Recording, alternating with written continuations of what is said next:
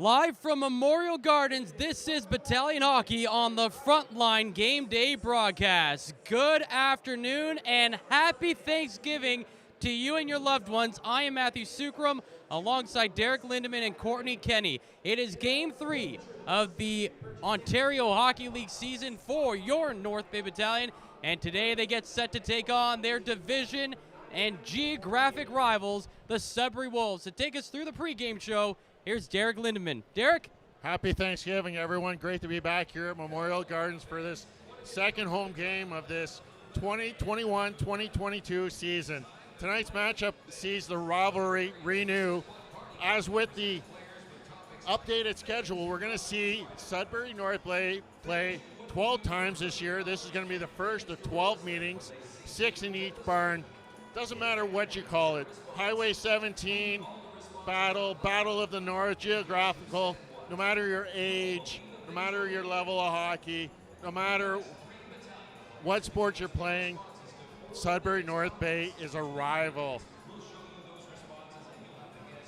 Courtney, how much does it take for these youngsters to learn about this rival going forward? I think for all of them, Derek, it's going to take maybe half a shift probably out there. You know, I know coming into this game, Ty Nelson has already said that he's looking forward to facing off against Quinton Musty, because apparently they only like Quintons in Sudbury. Got to take a little bit of a dig while I get a chance right before the game. There's no score yet, so hey, let's keep going. But Ty Nelson's really excited to start this rivalry off. I know, talking to Dolan Wakely, he's very excited to get this started. It's going to be a very exciting game, and for a lot of them, like you mentioned, this is their first time facing off against their geographical rivals, the Sudbury Wolves. And it always even when, during the COVID-shortened season, when the Battalion were at the bottom of the standings and the Wolves were at the top, these games were always tightly contested, and they were always fun to watch and fun to listen into on the broadcast, be it your TV or CCAT at the time. I know during the podcast, one of your favorite questions asked all the players is what is your least favorite barn or arena to play in? The most common answer being the Sudbury Arena with the Wolf and everything. Yep. How much do you think this barn is one of the least favorite for the Wolves players? Well, I'll hop in on this, and then Matt, you can give your 2 cents. But I think when this place gets rocking, especially the first couple of seasons, a lot of people had North Bay as one of their least favorite barns to come into. The last few years, it hasn't been so tough to play in, and you listen to Adam Dennis talk even before the season and stuff, that they want to turn this place into another tough barn to play in, bring it back to how it was the first couple of seasons. So it'll be interesting to see how many Wolves actually don't like coming to play here. But again, it also has a lot to do with how good the team is you're playing here. Matt, you were here for a lot of those early games when I'm sure the Wolves hated coming into North Bay. What are your thoughts? Yeah, it's just because those first 3 seasons, North Bay was a really tough team to play against, and all the players really got up for that rivalry. And I think what really helped carry that over is the fact that the Sudbury Wolves were the last team that played the Brampton Battalion. The Sudbury Wolves eliminated the Brampton Battalion back at the end of the 2011-2012 season. They knocked them out of the playoffs.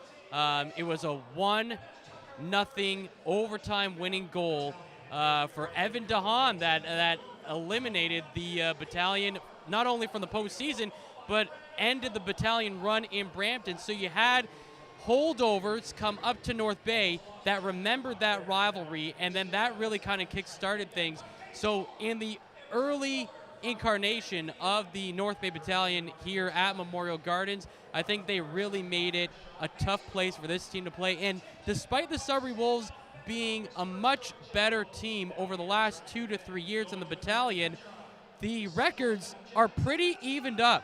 The last 5 years here in North Bay, Sudbury has a 7-7-2-0 record, while the battalion are 9-5-2-0 against the Wolves in their own barn. So I'd say that shows that despite the talent level of either team, they know how big these games are, not only because it's against that geographic rival, but how much it means in the standings, especially as the season goes on. This year is a different animal because it's East versus East for all 68 games, but especially in the past two, when it's two Central Division foes going up against each other, you know that those points mean a little bit more no matter when that game is taking place on the schedule.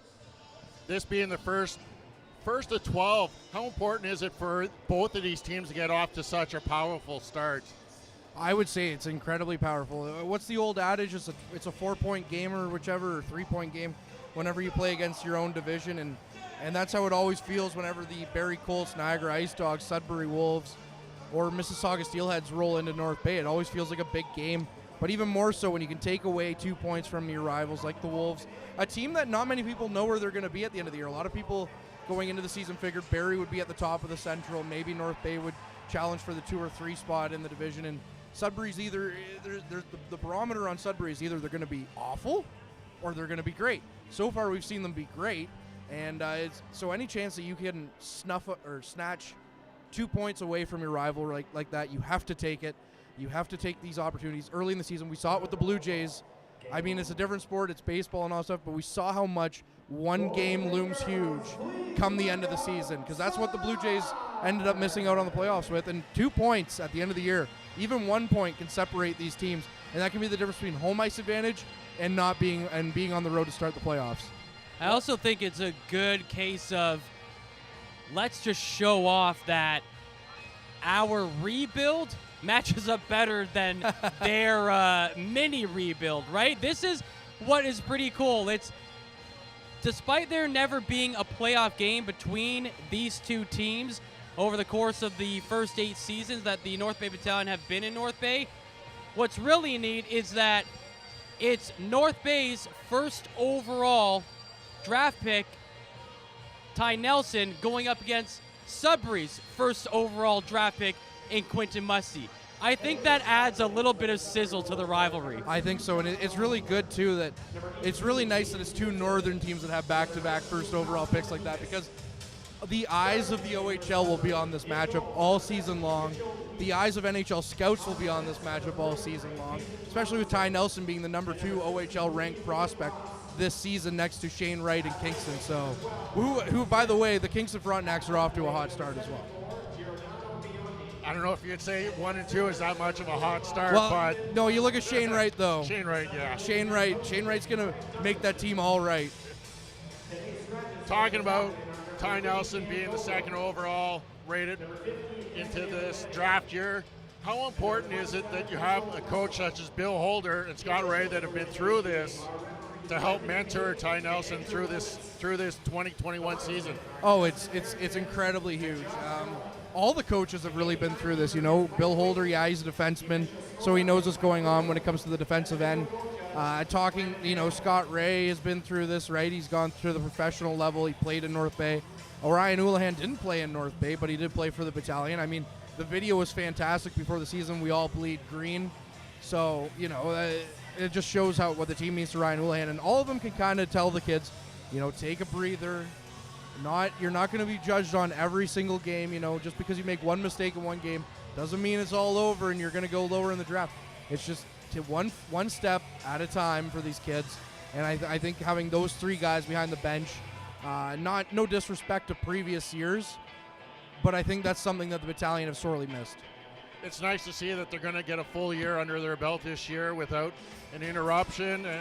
And talking about keys to tonight's matchup, one of the big players lately for the Sudbury Wolves was recently named Player of the Week, and that's defenseman Jack Thompson, who was returned from the Tampa Bay Lightning camp. And talking to our 2 partners next door, they had a lot of positive things about Thompson's game so far. A lot of positive things. They said that he may not have grown in size, but maturity level off the ice, like we've seen with a lot of these kids. I mean, remember Liam Arnsby, his rookie year, he was a small, quiet kid. Now he's the captain of the team. Jack Thompson, same thing. He's a very mature person off the ice, and he's going to be very exciting to see him carry the Wolves on his back this season. And my player to watch tonight for the North Bay Battalion is none other than our assistant captain, Brandon Coe. Here's another senior leader that came back with San Jose experience, who played last year for the San Jose Barracudas and is bringing that experience back. And quietly, he's put up 5 points so far in the first 2 games. What can we expect of Coe coming up this season, Courtney? lots that we can expect from Coe this season. He's going to put up a lot of points, I think. You know, he's playing like a man-possessed type of thing for the North Bay Battalion. Just very interesting to see what's going to happen for him, because he is a player to watch here for the North Bay Battalion, and a lot of people seem to think that he's going to have a big year. Just taking a look at tonight's lineup, the scratches for North Bay Battalion are 3 Cam Govero, 15 Anthony Romani, 27 Mitchell Russell, and one lineup note to make is Owen Outwater is back in the lineup after some concern after he received a hit to the head, check to the head up in the Sioux, and it's nice to see that he's going to be back in tonight's lineup. Yeah, that is really good. That was a hard hit, and it's great to see that he will be back in the lineup. I think that's one of the scary things for a young player, getting your feet wet in the OHL. You never want to have any setbacks. I mean, we've seen that with some battalion players in the past. A guy that comes to mind is Hampus Olsen. He wasn't the guy that got injured, but actually, sorry, he got injured in a preseason game, and then he got suspended earlier on, and I think that really hurt his development. He was only here in North Bay for 1 year, but didn't live up to that import draft hype, I think. I think he'd be the first one that would be the one to tell you that, but that could show you how an early season injury can really slow down a player's development. So great that Owen Outwater will be out on the ice tonight, and he was one of several first-year players that I was very impressed with during their 7-3 win. Check that, 7-4 win over the Peterborough Petes last Thursday. I just want to get a little bit off topic for a second. Our producer Ben Long is not here today with us, so I just want to thank him for giving us a bit of a heart attack with a message he sent us. It's all good, though, now, so everything's going well. I hope he's listening to that and realizes that he's taken years off all of our lives here in the broadcast booth. Oh, we appreciate Ben Long helping us out on opening night, and he'll be with us for most of the season. But with it being Thanksgiving Monday, we figured you can have the day off. Yeah. Why not? Yeah, we'll be nice. But we appreciate you being along with us on the Battalion YouTube page. It's the Frontline Game Day broadcast. And the ceremonial face-off has been taken. Liam Arnsby against Jack Thompson. And we will pause for the singing of O Canada and be back for puck drop.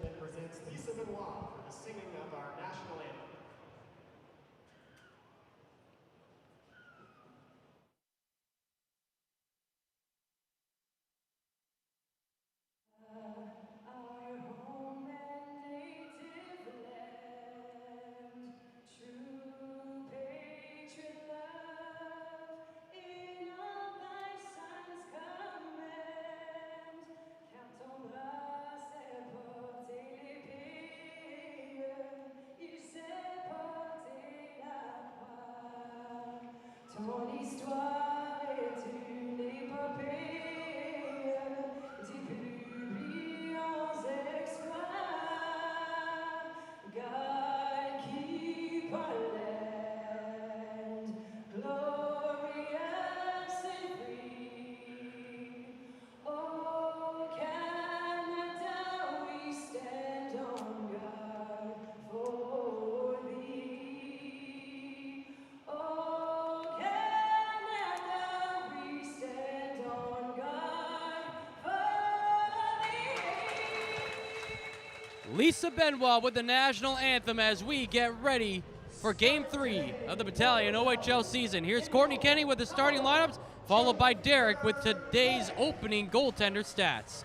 Alrighty, this is the starting lineup for the Sudbury Wolves. They're actually playing their fourth line. Biondi, Lerman, and Smith, along with Robinson and Ross on the back end, along with Mitchell Weeks in net. The Battalion are starting their second line tonight with Josh Curry, Captain Liam Arnsby, and Alex Christopoulos. Mathurin and Ty Nelson getting the start on the back end with Joe Verbetic. And like Matt said, here's Derek with the starting goaltenders statistics. Getting the start for the Sudbury Wolves tonight is number 70, Mitchell Weeks. He comes in with a perfect 2-0 record with the 3 goals against average, and getting the start, his second of the year for the North Bay Battalion. Number 1, Joe Verbetic, also has a perfect 1-0 record with a 4 goals against average. Now let's rejoin Courtney and Matt with today's call. Thanks very much, Derek. The ceremonial carpet's just getting rolled up here, and then we will be ready for puck drop.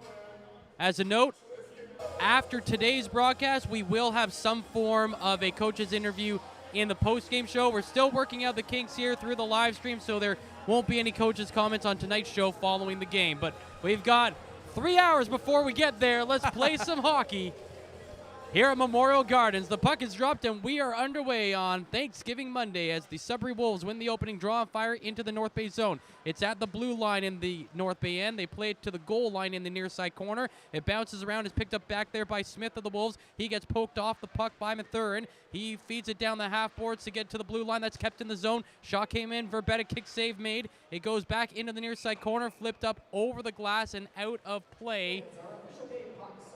19:35 remaining in the first period.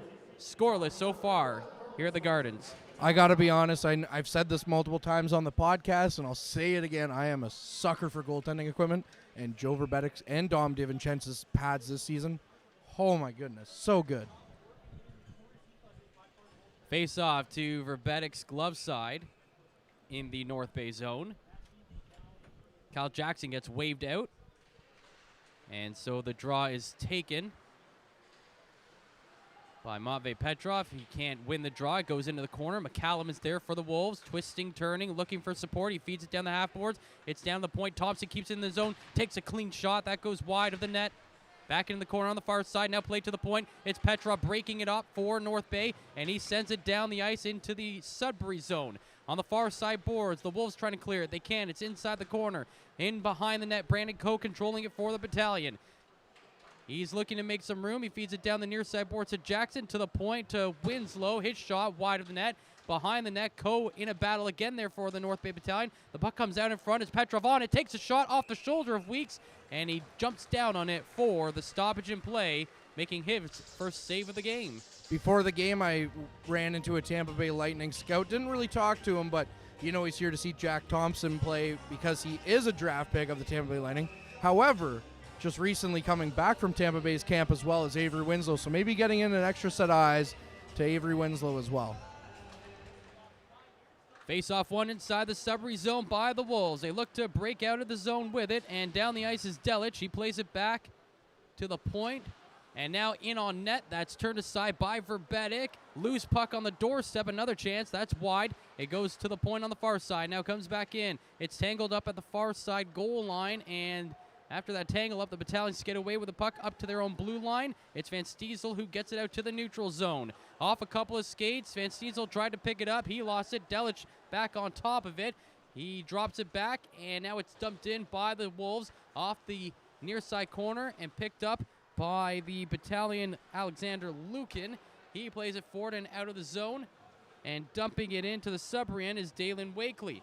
He played it around to the near side corner. Van Stiesel is there for the Battalion, but there's two blue shirts on him, getting the puck away from him, and they will clear the zone, but it gets by everybody's stick. It will not travel the length of the ice. Stopping it in front of the goal line is Nelson. He gets a stretch pass down the ice, going to the middle, Stevens. He is knocked off the puck, but on the blue line, keeping it in the zone, coming in with the shot was Pudelich, and that was wide of the net. It comes back to the near side. Matt Thurin plays it around the end boards back to the point. Now into the corner. Stevens in control for North Bay. He plays it in behind the net. Trying to hold it back there is Pudelich. He's being checked hard in the boards by a couple of Wolves players. They get the puck away from it. And down the ice goes Liam Ross.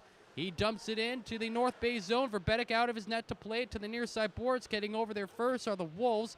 Looking to control the puck is DeBridge. He gets knocked off it, and North Bay will end up with the puck outside into the neutral zone. 3 minutes into this game. No score between the Battalion and the Wolves as the Wolves dump the puck back into the North Bay zone. Liam Marsby's there on the corner.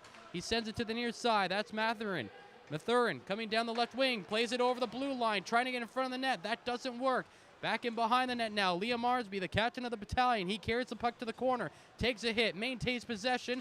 Gives it up to his winger, Curry. And Curry tries to play it to the blue line, but it went over the line, and the Battalion can't hold it in. Came back inside the zone. Touched there by Christopoulos, and that will cause an offside. And we've got a stoppage in play. 3:20 gone in the opening frame. No score. Lots of back and forth so far, Matt, between the two teams. Shots on goal 3-1 in favor of the Sudbury Wolves in the early going. But it doesn't feel like either team's being hemmed in or being stuck defensively to this point. Sudbury in control off the draw, inside their own zone. Biondi with it. He goes over the blue line, drops it back. The shot comes in. Save made by Joe Verbetic. Solid save by Big Joe. You know, he's trying to gain back some of that confidence that he had at the end of last year as he started the first 20 minutes against the Peterborough Petes. Wasn't so hot for Joe, allowing 4 goals, I think, on 8 or 9 shots in that first period before him and the team really tightened things up defensively in the last 40 minutes. Face off won by the Battalion. They've got control of it in the neutral zone. Curry circles back, gives it to Winslow, who then drops it further back to Rose. Rose gets up to the blue line and then fires a pass across to Curry, who actually never touched it. I guess it went through his skates, off the boards, and into the Sudbury zone. So that's going to be an offside or an icing call against the North Bay Battalion. I just want to say, too, he's been out on the ice already, but Owen Outwater back in action after getting a scary incident there Friday night in the Sioux. I think he took a bit of a hit to the head there, and a lot of people were worried about him. But Owen Outwater back in the lineup here tonight, or today, I should say. Face off inside the North Bay zone with almost 4 minutes gone in this game. No score yet between the Battalion and the Wolves. The Wolves off the draw. They've got control of the puck in the North Bay zone. At the line, Thompson cannot hold it in, and that will go back into the Sudbury zone while the Battalion get a quick change. Sudbury bringing the puck down the ice. Simon Rose falls over as he was going to the end boards to get the puck, and that will allow Sudbury to control it from the half boards. A shot comes in. Verbetic makes the save, and that's going to be his 5th save of the game. Almost 5.5 gone in the opening period. Still no score. It might not be OHL, but it is NHL related, and the Seattle Kraken have named their first captain, just coming down here on my phone, have named their first captain in franchise history as Mark Giordano, first captain for the Kraken. Good pick, good pick. Play back inside the North Bay zone. In behind the net, the Wolves looking to control the puck in the corner. DeGrazia looking for it, played it to the net. It goes off a body, and it gets cleared from that area. And now the North Bay Battalion trying to go the other way on the counterattack. They get up to the blue line and dump it in. Weeks behind the net.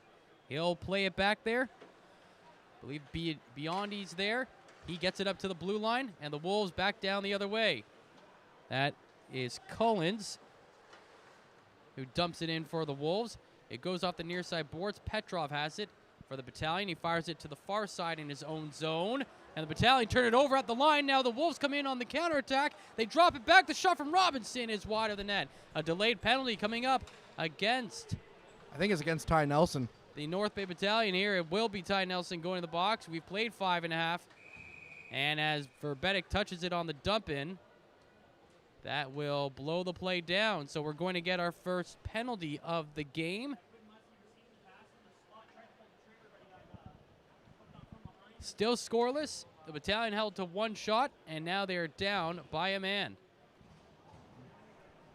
Especially Ty Nelson, who's been killer on the penalty kill so far for the North Bay Battalion, playing in all situations. A little bit sad to see him go, but he made a good defensive move there on the Musty chance in front. And you know what they say, the closer you are to your net, the less the coach is going to be upset about you taking a penalty. So in the box for 2 minutes he goes, and the Battalion will clear the puck down the ice. That'll kill some time. The Battalion 75% so far on the penalty kill, while the Sudbury Wolves have scored 3 goals on 10 power play opportunities coming into this one. Turnover at the blue line. North Bay have control of the puck. They go down the ice just out of the reach of, looks like Van Steensel down there. The Battalion were trying to go in on a 2-on-1, but couldn't connect on a pass to the neutral zone. 1:15 to go on the Sudbury power play as they bring it through the ice. There's Quentin Musty. He goes to the left side of the North Bay zone, fires it around to Stillman on the near side. He fires it back to the far side. It's Musty there to the point. Back to the right side. Stillman walking in. The shot goes off his stick and high. Played in off the glass on the far side. Musty to the point to Thompson. Tries to get it back to Stillman. It's out of his reach. Off the half board. Stillman in control. looking for a pass perhaps. He'll send it to the middle. Shot comes in. That's wide of the net. Rebound comes right in front, and it's picked up by Wakely of the Battalion. He will clear the zone. 35 seconds to go in the Sudbury power play. We've played almost 7 minutes of our opening period, and it's still scoreless. The Wolves regroup in the neutral zone, and on the half boards, Winslow tried to break up the play, but the puck ended up behind him. Picking that up for North Bay is Coe, and Hills dump it down the ice with 15 seconds to go on the Sudbury power play. It's Delich in control again for the Wolves. He sends it across to the far side to Konyan. Konyan gets knocked off the puck, and it's dumped down the ice once again, and that will effectively end the Sudbury power play. They're first of the game, and they go over. The puck is shot down the ice into the North Bay zone. Chasing it is Paul Christopoulos. He gets behind the goal line, and that will cause the officials to call an icing against the Wolves. So 12:27 to go in period number 1. Still no score here at Memorial Gardens. It's early, and it's one power play for the Wolves, but you got the sense that they could never really get anything going. The Battalion had their sticks in the lane. They're able to stop some passes. They weren't able to clear the puck often until the end of it. But they didn't allow the Wolves many high danger chances in the slot or, one-timers from the point as well. Face off inside the North Bay zone. The Battalion in control. They've got it behind the net. Knocked off Coe's stick. It's at the half board. Stillman looking to get it out for the Wolves. It goes off his skates to the far side. Liam Ross is there, and he'll send it down the ice, and that will be another icing call here against the Sudbury Wolves with 12:04 to go in period number 1. Still no score. North Bay getting another offensive zone face-off opportunity here. You got to start capitalizing on these and get some zone time in the Sudbury Wolves zone if you can when you're winning these face-off draws, and hopefully you can keep the pressure on. The Battalion cannot win the draw, and the Wolves will clear. Coming down the ice on the left wing is Asadorian. He sends it in behind the net, off the board. Stillman has it. He goes into the corner. He gets hit by Jackson. Jackson dislodges the puck, and he gets it cleared up to the blue line, and it is over the line, so it does clear the zone. Coe finds Petrov going in the zone. Shot from the Battalion points leader, but it's right into the pads of Weeks, and he makes a very good second save of the game for him. Very good, especially when you haven't had a lot of action right away, and then the next person coming down on you is Matvey Petrov, somebody that we've had our eyes on through the first 2 games, scoring a hat-trick in his OHL debut, getting a lot of love from a lot of media sources around Canada as well for it. Face off inside the North Bay zone. I checked that in the Sudbury zone, won by North Bay. And they control it on the far side boards. A little stick check. Now the puck comes up in the air, and it's down into the neutral zone, carried in by Smith into the Battalion end. Smith pass across the zone, walking in. No, they can't get a shot off. It was on the stick of Rebo, but he lost it just at the last second before he could get a shot away. That allows North Bay to get the puck. It's Podoluch through the neutral zone, dumping it in. But the play is whistled down. I believe they are calling that icing. Podoluch thought he was over the line, but the officials saw it another way. 11:05 to go in period number 1. No score. Second home game of the year. You got to give them a little bit of credit. We're talking about how rusty the players can be, Matt. We got to talk about how rusty the refs can be. Play inside the North Bay zone. Collins with a shot. That's a kick block by Van Steensel, and the puck clears the zone. The Wolves are the first ones to it in their own end. Picking it up is Anania. He gets it over to Collins in the neutral zone. Collins takes a hit from Van Steensel, and that moves the puck back into the Sudbury end. Into the far side corner. Seema's there. He takes a hit, but Van Steesel's there to help him out. He puts it on the end boards to Wakely. Wakely comes out to the goal line, takes a sharp angle shot, stop. The rebound coming to the middle of the zone. Can't get another shot off was Wakely, and that allows Sudbury to gain control. They bring it down the ice, quickly off the puck. It's back up ahead to Wakely of the Battalion. He will dump it down in behind the net. Weeks plays it. The goaltender for the Wolves gives it to his defenseman Ross, who sends it to the right side. Streaking down is Delic of the Wolves. Delic gets around the D, sends it in the middle. Kick save made by Verbetic. Rebound slides through the slot. Nobody gets a shot there. Back on the near side boards. Cross zone pass. Sudbury in control here. The shot comes in. It's off a stick and played in off the glass. Into the slot. Shot save made by Verbetic. Another backhanded chance is denied. Ty Nelson gets control for North Bay. He feeds it up to Curry, and he clears the zone. In over the blue line with 9:45 to play. And Curry is knocked away from the puck. It's Ross back in control. He brings it through the neutral zone. Up ahead to Mussey. Mussey gets hit on his knees. He still has possession. Sends it to the point, but the puck clears the zone. It's up to Arnsby, who throws a hit, knocking down DeGrazia. But the Sudbury Wolves maintain possession with 9:20 to play in this first period. On the half boards in the neutral zone. The puck gets knocked away. It's in the middle. Mathurin up to the line. Back in the middle. Mathurin through the D, but at the last second, a sticks check made to get him off the puck. Now back in front, Christopoulos. He gets denied by Mitchell Weeks. 9:08 to go in the first period. We are scoreless, Derek. Yes, Matt, coming up in your first period intermission, we'll catch up with the Frontline podcast as Courtney Kenny sits down with your captain, Leon Armsby, and Josh Curry. We'll also have a recap of this first period, having kind of a heavyweight feel as both teams are still trying to feel out each other. And when we come back, we're going to join, as the North Bay Battalion are going to go on their first power play of this afternoon's contest. And also we'll have a look around the OHL as there's two other games on the scoreboard for this Thanksgiving Monday. Well, I mean, might as well, right, Derek? Not much to do other than eat some turkey, I guess, and sleep in a little bit on this Monday, or have some naps. I guess it is late in the afternoon, so most people are probably up at this point. I hope so. Being up, little turkey will be good tonight. Looking forward to a nice turkey dinner with the family and thinking about things to be thankful for. Lots of things to be thankful for, like right now with the full capacity back here in the OHL rinks. That's something to look forward to as a shot real quick off the face-off for the North Bay power play. And the Battalion on the power play, 2 for 7 so far this year, while the Sudbury Wolves penalty killing at 88.89%.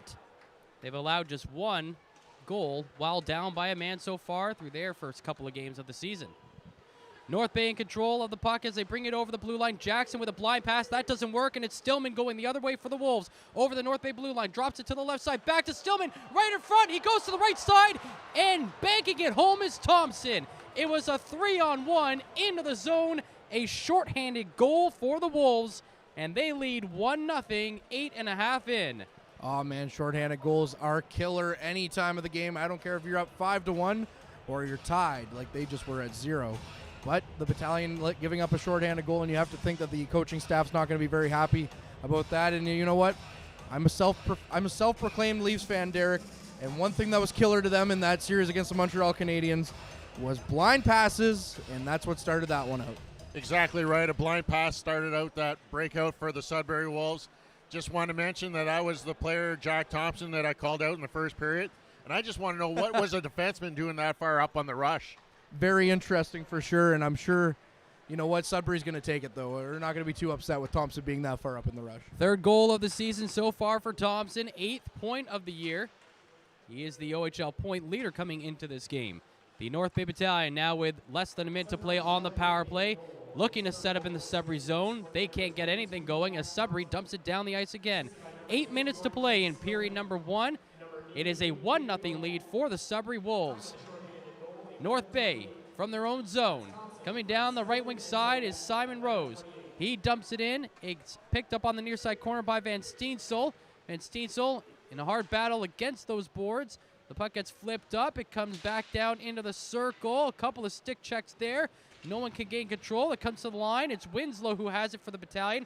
He fires it over to Wakely. Wakely, pass to Simon Rose, streaking in for the light side, but it goes right into the pads of Mitchell Weeks, and then the net gets knocked off. A couple of guys fall down right in the blue paint.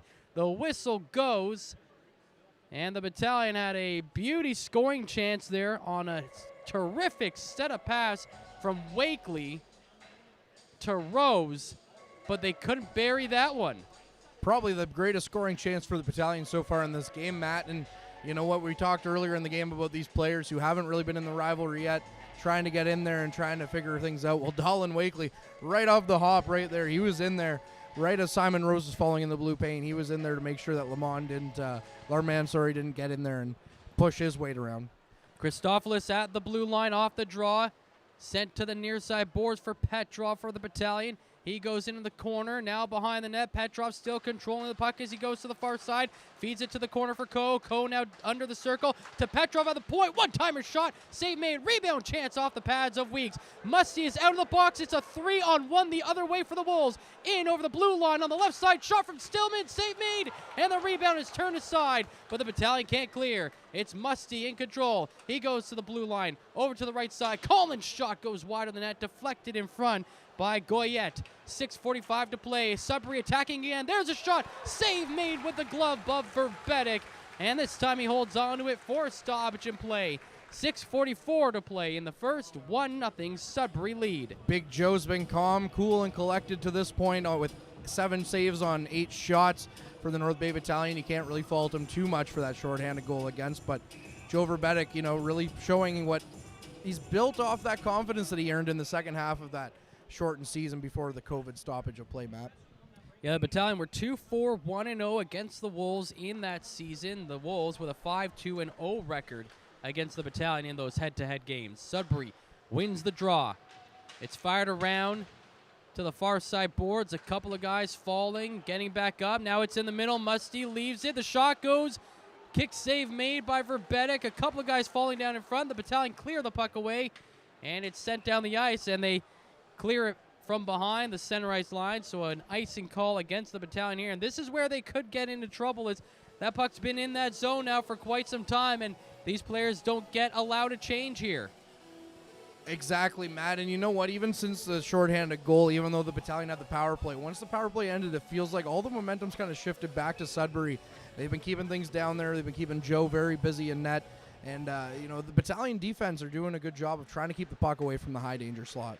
Face-off won by the Battalion. They look to bring it out of the zone. It's Outwater down the left wing side. Feathers it over the blue line. It goes into the corner off the skates of Stevens. He plays it behind the net for Outwater, who look for an outlet pass in front. That's broken up by the Wolves, and they will get it back down the other way. Thompson over the blue line to the right side. Biondi. He walks into the circle. His shot is blocked off the skates of Lukin. And Lukin hobbling a little bit after blocking that, but the Battalion end up with the puck. Outwater over the blue line. His shot is blocked. In the middle, the Wolves looking for the puck. They find it first, and they will clear the zone. It's up ahead on the stick of Biondi. He goes over the North Bay blue line, fires it in. Glove save made by Joe Verbetic. 5:40 to play in period number 1. 1-0 lead for the Wolves. Like I said, it feels like all the momentum's gone to the Wolves here since this, since that that shorthanded goal after the power play. The Wolves have just come out and been a little bit more aggressive. They're getting into the corners first. They're getting on the puck, and they're able to keep it in. And if you keep a lot of pressure in the offensive zone, eventually something's going to break. Either your team's going to take a penalty or a goal. Face-off won by the Wolves inside the North Bay zone. Big battle on the far side boards as the puck goes there. The Battalion get it out. Shot right back in.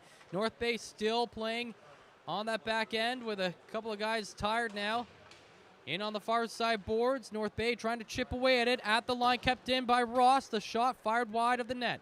Picked up on the near side by Curry. Holding onto it on the boards. It gets kicked away. Rose picks it up for North Bay, and they do clear the zone. They'll follow it in over the blue line into the Sudbury zone. The Wolves in control. They try to clear. It's blocked on the near side boards, and in behind the net, Curry tries to sneak it out in front. That doesn't work. North Bay with another chance. It goes to the blue line. The shot is blocked. Trying to get to the loose puck was a Sidorian, but he could not find the handle. The Battalion chip it back into the zone, and they will get some fresh legs out there as the Wolves bring it out of their own end. In the neutral zone now, it's McCallum moving forward. He gets over the blue line. His shot to the middle is gloved down by Mathurin. He plays it up ahead to Wakely. Wakely coming in on the right side, drops it back to Mathurin. Mathurin around the circle. He gets poked off the puck, and it goes around the boards to the near side. That's Konyan there for the Wolves. He's trying to play it out. Van Stiesel shields it with his body to keep it in. The play to the middle. Shot. Save made. Rebound chance. And it didn't go in. At the side of the net. Van Stiesel was right there, but somehow Weeks spotted him and denied him of what should have been a goal. Very interesting because you saw the side of the net move from our angle, and you saw Van Steensel kind of react almost for a split second like he got it before he realized that Weeks, who looks like a different goaltender than the one that we saw in that shortened season, Matt, made quite the stop for the Sudbury Wolves. Face-off won by the Wolves in their own zone. They get out to the neutral zone, but on the loose puck, the Battalion flip it forward, and they play it back in. North Bay coming on the forecheck. It's Coe in the corner. He can't hold it there. The Wolves in control. They bring it out of the zone. On the far side boards, they move it down the ice. Played behind the net by Joe Verbetic for the Battalion. He plays it to the near side of Petrov. Petrov plays it up to the blue line for Jackson. Jackson finds Coe. Coe gets by the defense. In all alone, the shot save made by Weeks. It's down to the point. Winslow keeps it in. Shot in. Right on the slot. In behind the defense. Coe is there digging away at it. And Weeks makes another save. Coe is thrown down behind the net after the play. And on the other side, DeBridge is trying to pick a fight with, I believe that's Jackson on the far side. But they are now going to, the officials are going to get in between everybody and clear some space. And so DeBridge goes into the box for the Wolves. Jackson going into the box for the Battalion. Well, Matt, do you think it's a rivalry game now? No kidding. A little bit of a crazy couple of seconds there, and you know what? The Battalion are starting to get their chances. They're starting to turn things up a little bit. That's two shifts in a row now where they've gotten really good grade A opportunities on Weeks. And Brandon Coe getting in with actually two opportunities with the breakaway and then right up close again. As we got the two penalties, there'll be some 4-on-4 action here. Shots are 10-8 in favor of the Sudbury Wolves. 3:37 to play in the first period. It is a 1-0 lead for the Wolves. Very quick stoppage in play there as the puck was just thrown on net right there, and Weeks was there to cover it up. And they'll do it again. The Battalion won the draw initially, couldn't get a shot off. That allows Sudbury to gain control of the puck, and they move it down the ice through the neutral zone. Knocking down DeGrazia was Petrov, and that allows North Bay to get control of the puck. They'll break out from their own blue line. Coe racing down the right wing side, in over the line. Coe takes a hard hit. He ran right into that waiting wall, and now after the play, Paul Christopoulos throws down Anania. That's going to be a penalty against Paul Christopoulos. The puck goes the other way. It's down the ice into the North Bay zone, in along the goal line. The Battalion will touch the puck as DeGrazia gets thrown to the ice. And with 3:02 to go, the Battalion are going to find themselves short by a man. It'll be a 4-on-3 for 1:23. Sudbury will look to add to their lead. So, Derek, I asked Matt this. You think it's a rivalry game? I'm starting to think that the first 10 minutes they were feeling it out, and now it's turning into a rivalry game.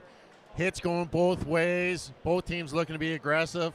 And the main thing is both teams are trying to gain that neutral zone ice and gain speed going through it.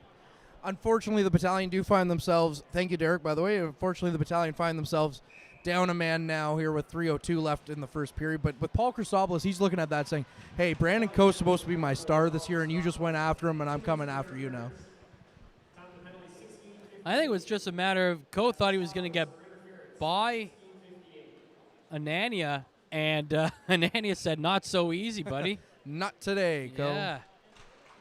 So it's a 4-on-3 power play for the Wolves. They win the draw in the North Bay zone. Played to the left side, in the circle to Stillman, below the circle to the right side. Shot from Mussey, save made by the Battalion netminder Verbetic, and the rebound comes outside the zone. 2:40 to play in the first period. The Wolves up 1-0 over the Battalion. Back into the zone is Stillman, down the right wing. He goes in behind the net, circling. He lost the puck behind the net. North Bay have a chance here, but Simon Rose is pinned against the boards. He still flips the puck up, and it clears the blue line, and the Wolves will have to retreat again. But they retreat pretty up high in the neutral zone. At the line, they lose the puck. Mathurin has it for the Battalion, and that'll allow the Battalion to just have some time with it. They fire it back deep into their own zone. Arnsby in the near corner. Flips it around on the far side to Simon Rose, and Rose sends it all the way down the ice. 30 seconds to go in the Jackson-DeBridge penalties. When that is over, they will jump onto the ice. It'll be a 5-on-4 for the Sudbury Wolves, and those Wolves bring it right back down. Thompson to Larman to the middle. Mussey's shot is blocked. Goes wide of the net. Picked up back there by Thompson. He plays it back to Larman at the line. Back to the right side. Thompson now at the blue line. He sends it into the circle. to Goyette. Across the left side, Thompson. Back to the right side, it's Musty. Musty to Goyette, sneaking on the far side. That doesn't work. Back in front to Musty. Now to the left side, Thompson shot. Save made by Verbetic. And cleared down the ice. A minute 30 to go in the period. 1-0 Sudbury lead. They have 20 seconds remaining now on a 5-on-4. Back into the North Bay zone with the Wolves in control. On the near side boards, at the point. Big battle ensuing. The Battalion clear it. Anania in control with a minute 10 to play in the period. Looking to move it ahead as his team's power play is expiring. Anania down the right wing. Gets shoved in the boards. Maintains possession. Plays it to the middle. A great defensive play there by the Battalion to break that up. Ty Nelson throws his man down. It comes back to the point. Shot in off a stick and over the glass and out of play. We've got 52 seconds remaining in the first period. It's a 1-0 Sudbury lead. One thing I really want to highlight from that penalty kill for the North Bay Battalion is talk about that poise of Tanias Mathurin, who's only playing in his third OHL career game. He had the puck and he bounced off Arnsby and he was able to take it from his blue line to the red line. Hold on to it. When he saw the Sudbury Wolves players coming at him, he just passed it back to Arnsby, who then was able to give it to Rose and kill off valuable time on that power play opportunity for the Wolves. 45 seconds to play in the first period. 1-0 lead for the Wolves. The Battalion clear the zone. It's sent all the way down the ice. Weeks has to play it for Ross. Ross picks it up for the Wolves, plays it to the blue line, and it's out of the zone. Simon Rose for the Battalion gets it right back forward over the blue line. Is out water to the left side. Podaluch with a shot, and that's a save made by Weeks, and he will smother it with 21 seconds to play. I got to say, the Battalion have started to turn it on offensively before those penalty opportunities for the Wolves. But the shots are now 12-9 in favor of the Wolves, and before it was a much bigger, division between the two when it came to shots. So the Battalion have really kind of picked up the pace here as the game has also picked up in the second half of the first. Face-off won by the Battalion in the Sudbury zone. It's Coe going in behind the net. Looking for a pass. He sends it to the point, but not able to corral it is Nelson. It bounces off his skates right to the stick of Stillman. And Chase Stillman will get it up to the center ice line and dump it into the North Bay end with 4 seconds to go. Nelson plays it forward for Petrov. He takes a last-ditch shot right at Weeks, who turns it aside and will send the teams into the locker room. Through 20 minutes, the North Bay Battalion find themselves down 1-0. Now with the first period intermission, with the Sudbury Wolves leading the North Bay Battalion by a score of 1-0. Courtney, initial thoughts on that first period?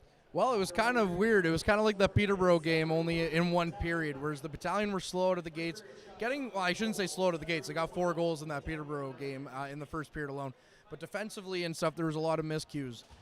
Whereas in the first half, it kind of felt the same way. Both teams were trying to feel each other out. And then the second half was kind of like that last 40 minutes of play on Thursday night for the Battalion, where they were able to kind of stop the bleeding defensively a little bit, and they were able to kind of turn on the heat in the offensive zone, Derek. The one goal coming off of the stick of Jack Thompson, his third of the season, shorthanded marker. Can't fault Joe Verbetic on that one. He was left all alone with 2 guys in front. Stillman made a nice move to go backhand and left it for Thompson with the yawning net waiting for him. Pretty even going back and forth. Seemed to heat up a little bit with some physicality going both ways. Big hit there on Brandon Coe that brought Christopoulos with his penalty, but pretty even play. Very even play. I mean, yeah, the score would indicate 1-0. The Wolves have the advantage, but if I'm going by that second, maybe even those last 5 minutes, I would say the Battalion had the momentum going into the intermission, and hopefully they can keep it going here. But Derek, let's take a quick look around the OHL here real quick, as the Oshawa Generals have a 2-1 lead at the end of the first period over the Ottawa 67s. The 67s, though, do have a 10-7 shot lead in that game. And at the end of the first as well, the London Knights against the Windsor Spitfires, 2-0 in that game as well. But yes, Derek, the North Bay Battalion are very much primed to go into the intermission here and come out flying in the second period, I would imagine. What do you think Ryan Houlihan's message is going to be to the troops between the periods? Very good question, because there's a lot to like about that period, and there's a lot to not like about that period. The battalion could really do for just a reset and try and calm things down.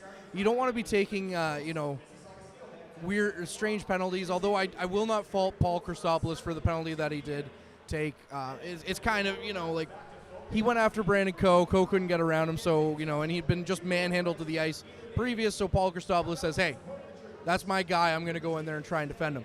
I think what Ryan Houlihan needs to do is, like I said, he needs to kind of calm them down a little bit, Matt, and hopefully they can really settle things down here and not take as many penalties. Yeah, I think if you're going to show your toughness, you got to establish that early, and I think the battalion did show that, although it went back and forth in terms of the Sudbury Wolves taking it to the battalion in that regard. I think that the Wolves seem to be getting a little more agitated in the sense that the battalion attack really seemed to be in tight and in close to Mitchell Weeks, while the Sudbury attack was really, let's find the best scoring lane while moving the puck around. Like you said, Courtney, a lot to like. The battalion moved the puck pretty well through the neutral zone. They had some established offensive time in the Sudbury end, but a lot of it was more off the rush and off of just kind of corralling the puck and getting some quick shots on net. Where Sudbury, yes, they did have they did have a couple of power plays. I felt that they established their presence inside the North Bay zone a little bit more. I felt that they had a little more sustained pressure inside the offensive zone. 100% agreeable with you, Matt, and I'm sure Derek will as well, because it was, like you said, the Wolves just seemed to be able to keep the puck in, whereas the battalion felt like they're hemmed in, scrambling a little bit. Although I will say I don't think there was many high scoring chances for the Wolves. The battalion couldn't thwart basically in that, but the battalion need a little bit more zone time, that's for sure. Yeah, and I think the big difference too are odd man rushes. That's one of the things that the battalion are going to have to cut down, is the odd man rushes coming back against them. Both teams look to gain that zone, the neutral zone, a little bit of speed going through there, and both teams have the first defenseman jumping up into the rush to make a four-man attack, and right now it's turnovers in the neutral zone that are kind of letting Sudbury to set up and gain easy access into the battalion zone. Way too easy access, and I think the battalion really need to cut that down. But gentlemen, it's time for our first intermission segment. We're going to bring in the Frontline podcast, which is kind of weird because it's just me on this one, but we're going to bring in the Frontline podcast. It's Liam Arnsby and Josh Curry. We'll be talking about them a little bit more when we come back after we hear from the Frontline.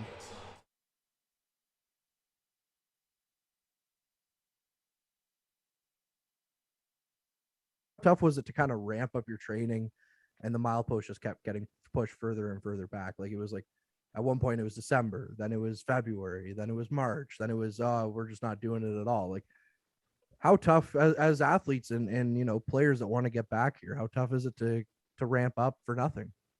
Yeah, at the start, it wasn't as bad because they kind of had that one deadline. But then once they kept kind of delaying it, it was like, okay, like either we're having it or not. It was just, I don't know. It was pretty dumb what they kept doing. I feel we're like obviously excited to go back, and then touching up on Arnie, it just kept getting pushed back, and we're just getting like frustrated, I guess, because we were ready for the season, and then we took another month quarantine or whatever it was, and we had to get back in the gym, get back into our routines that we were in the mornings, and just stay in shape, because we had to be staying in shape for, what was it, 2 years or a year? 18 months. Yeah, 18 months. Like, it's kind of tough, but it's good for us mentally because we just keep battling through and keep pushing our pace and keep staying in shape, looking forward to the season whenever it would have came. And now we're back, so it's great. When this all kind of went down, like I've heard from, Brandon Coe said this, Luke Moncada said this. Did you guys have the same sense that you thought it was just going to be a couple of weeks and you guys were going to be back up here at the Gardens playing, finishing out the season? Yeah. I was thinking a month, like the first deadline. I was excited for it. I believed in it. And then the numbers start going back up for COVID, and then that's when my hopes kind of got crushed a little bit. Mhm. So, yeah. So fast forward now, you guys have been in North Bay for a month and a bit now, and season's gonna get going here a couple of days from now. It's kind of crazy to think of because it's always been like, oh, well, again, the milepost just kept getting pushed, and finally we're less than a week away. Liam, just how excited are you? And then, for Thursday's game and to get going finally, and Josh just hopping in on that after he's done.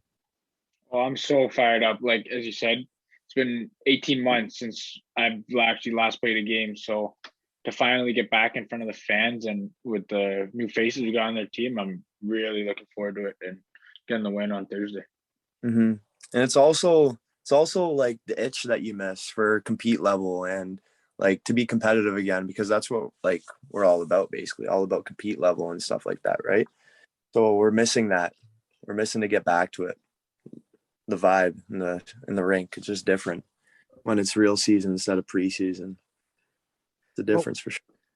But when you get that first preseason game in under your belts, at the Gardens where there is actual fans, I know there was fans for training camp, but it was only like 100 and some. But the preseason games there was at least above 500. The game I was at against Ottawa, there was 700 and some. So I mean, for you guys to play in front of 700 and some fans, even though it's preseason, that's still got to get the nerves going pregame, right? Well, I had goosebumps coming. Like I was actually like I had the butterflies all over again. Like it was my first game. Like it was special for sure. It was a good time actually walking out, but I was missing the tank when we were running out for it, and there was no tank. But still, like the 700 fans, yeah, it is a difference from no hockey to back to 700 fans, right? It's a good vibe in the rink. So let's go back to the beginning of September with training camp and stuff. How'd you guys feel training camp went? It was you both came in, had training camp, with the previous regime, and then this is Coach Houlihan's first kick of the can, which is crazy to think about because he's been around for almost 2 years now as the head coach of the battalion, but this is only his first training camp. How'd you guys think training camp and all the scrimmages went? I thought as well. Even the practices and at the track and fitness testing, everyone was like hooting and hollering. The intensity was up, and it's just good to see because I don't know, we got I think a group of guys that care and want to win, and so it's nice to see where we'll go from here. Yeah. Same, just touching up Arnie. Yeah. Guys at training camp, everyone's like very enthusiastic about the season, very looking forward to be playing again. And yeah, it felt good being back at training camp, even though it's only training camp.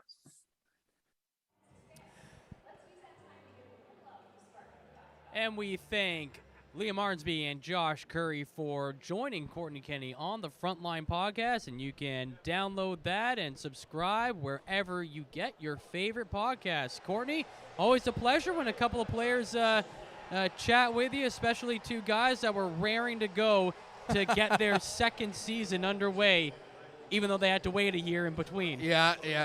And it's kind of crazy when you think about it. We've talked about it so much, but yeah, we're sitting here being like, oh, yeah, year 2 of Liam Arnsby. Oh, yeah, year 2 of Josh Curry. But it's year 3 of Liam Arnsby, and it's almost like, you're Robin Williams and Jumanji when you pop out and you're like, what year is it? Type of thing. It's kind of crazy to think about. But you know what? We've been waiting to have Liam and Josh on the podcast for a long time. Both were great guests, and it's always fun. Always fun talking to battalion players in that kind of environment because they're not just coming off the ice, annoyed that they're down 1-0 or whatever the score is, and just giving you, we got to stick to the game plan, get the pucks in deep type of thing. No, they're very talkative bunch, and especially the new kids that Adam Dennis has brought in. They're all very, very humble, very mannered. And Derek, I mean, you know exactly what I'm talking about because you've interviewed these kids in between intermissions for CCAT and for your TV before. And it's tough to get some answers out of them, but you get them on the podcast and they want to talk. That's one of the key things I like about the Frontline podcast is that you get to talk to these kids, and because they still are kids that are going through such an experience of their lives that they're candid. You can get some real answers about them and ask them some quality questions that you might not want to ask them during a broadcast. And that's exactly what the Frontline podcast brings to it. But talking about when you picture the battalion, what more picturesque player comes to mind than Liam Arnsby? Is he not the perfect captain for this team? 100%. Just like I thought Luke Moncada was a pretty good pick, too. Well, actually, you know what? I don't think there's ever really been a pick where I've looked at it and been like, maybe he shouldn't be captain type of thing. Like, they've all been good choices, but Liam Arnsby definitely embodies, what it is to be captain. And I think my co-host Tom Breezy asked Adam Dennis a really good question, or a really good opinion of him. He said Liam Arnsby kind of represents the culture change, of the North Bay Battalion. He was here before everything changed, but did you agree or disagree? And Adam said, you know what, I'm not going to disagree with you, but I'm also not really going to agree because, he has to walk that line, of course, being the general manager of this team. But if you think about Liam Arnsby a little bit, and I'm glad that Tom picked up on it because it is something that is really obvious when you think about it. There was no real answer, or there was no other person that I think on this team that could be captain. I mean, Ty Nelson's going to grow into the role. Hopefully he's here for a couple of more years, and can learn under Liam and whatnot. But right now, Liam Arnsby is that guy. And, we'll hear from him on Friday when he finally makes his broadcast debut. Bob Coles called it out right away when I had him and Matt on the podcast. He called it out that Liam Arnsby was going to be captain right away, Matt. Yes, Bob Coles with the wisdom that we all wish we could have. I hope he's having a safe flight back, and I hope he enjoyed his family time out west. I think Facebook proved that he had a pretty good time out there. Yeah, I think so. But I was going to ask the two of you, had there not been a pandemic season, would Arnsby still be the captain at this point? Derek? I think most definitely he still would be. Luke Moncada would have been the captain last year. We would have got to see him and what he could do in his overage year. And definitely Arnsby would have learned so much more from Moncada and was able to bring, and I still think he would have been that leader even in the dressing room last year. He probably would have had an A on his jersey and he would have led, and he definitely leads by example out there on the ice. I think I like that he is kind of part of that culture change because he kind of really is the whole package. 20 points in his rookie season, and he also led the team with 63 penalty minutes in that rookie season. Well, but I don't remember him taking any dumb penalties. No. He was just a hard-nosed guy, and I said this on our first broadcast, on our first broadcast this season, was that he really does remind me of a Wendell Clark type of player. Yes. He'll get the points, he'll go to the dirty areas, and I think the way he set up Josh Curry was Wendell Clark-esque. Knock the guy down, get the puck, and find the open man, and that is what Liam Arnsby is to me. The question, though, is can Liam Arnsby grow the mustache? Yeah. I think he's a few years away from that still, but you know what? I agree with your scouting report on Liam Arnsby to a T, Matt. And I have to say he's wearing 11. He's got a lot to live up to because the previous guy who wore number 11, Dan Walker, was a very, very tough customer. Exactly that. And Arnsby is exactly that. And the other guy you talked to, Josh Curry, he's another one that's not afraid of the physicality. If you were to ask me what my first thoughts of was Josh Curry, is he's a guy to go out there, throw his body around, and do whatever he can to put his team first. Yeah, Josh Curry is a guy that has a lot of intrigue for me going into this season.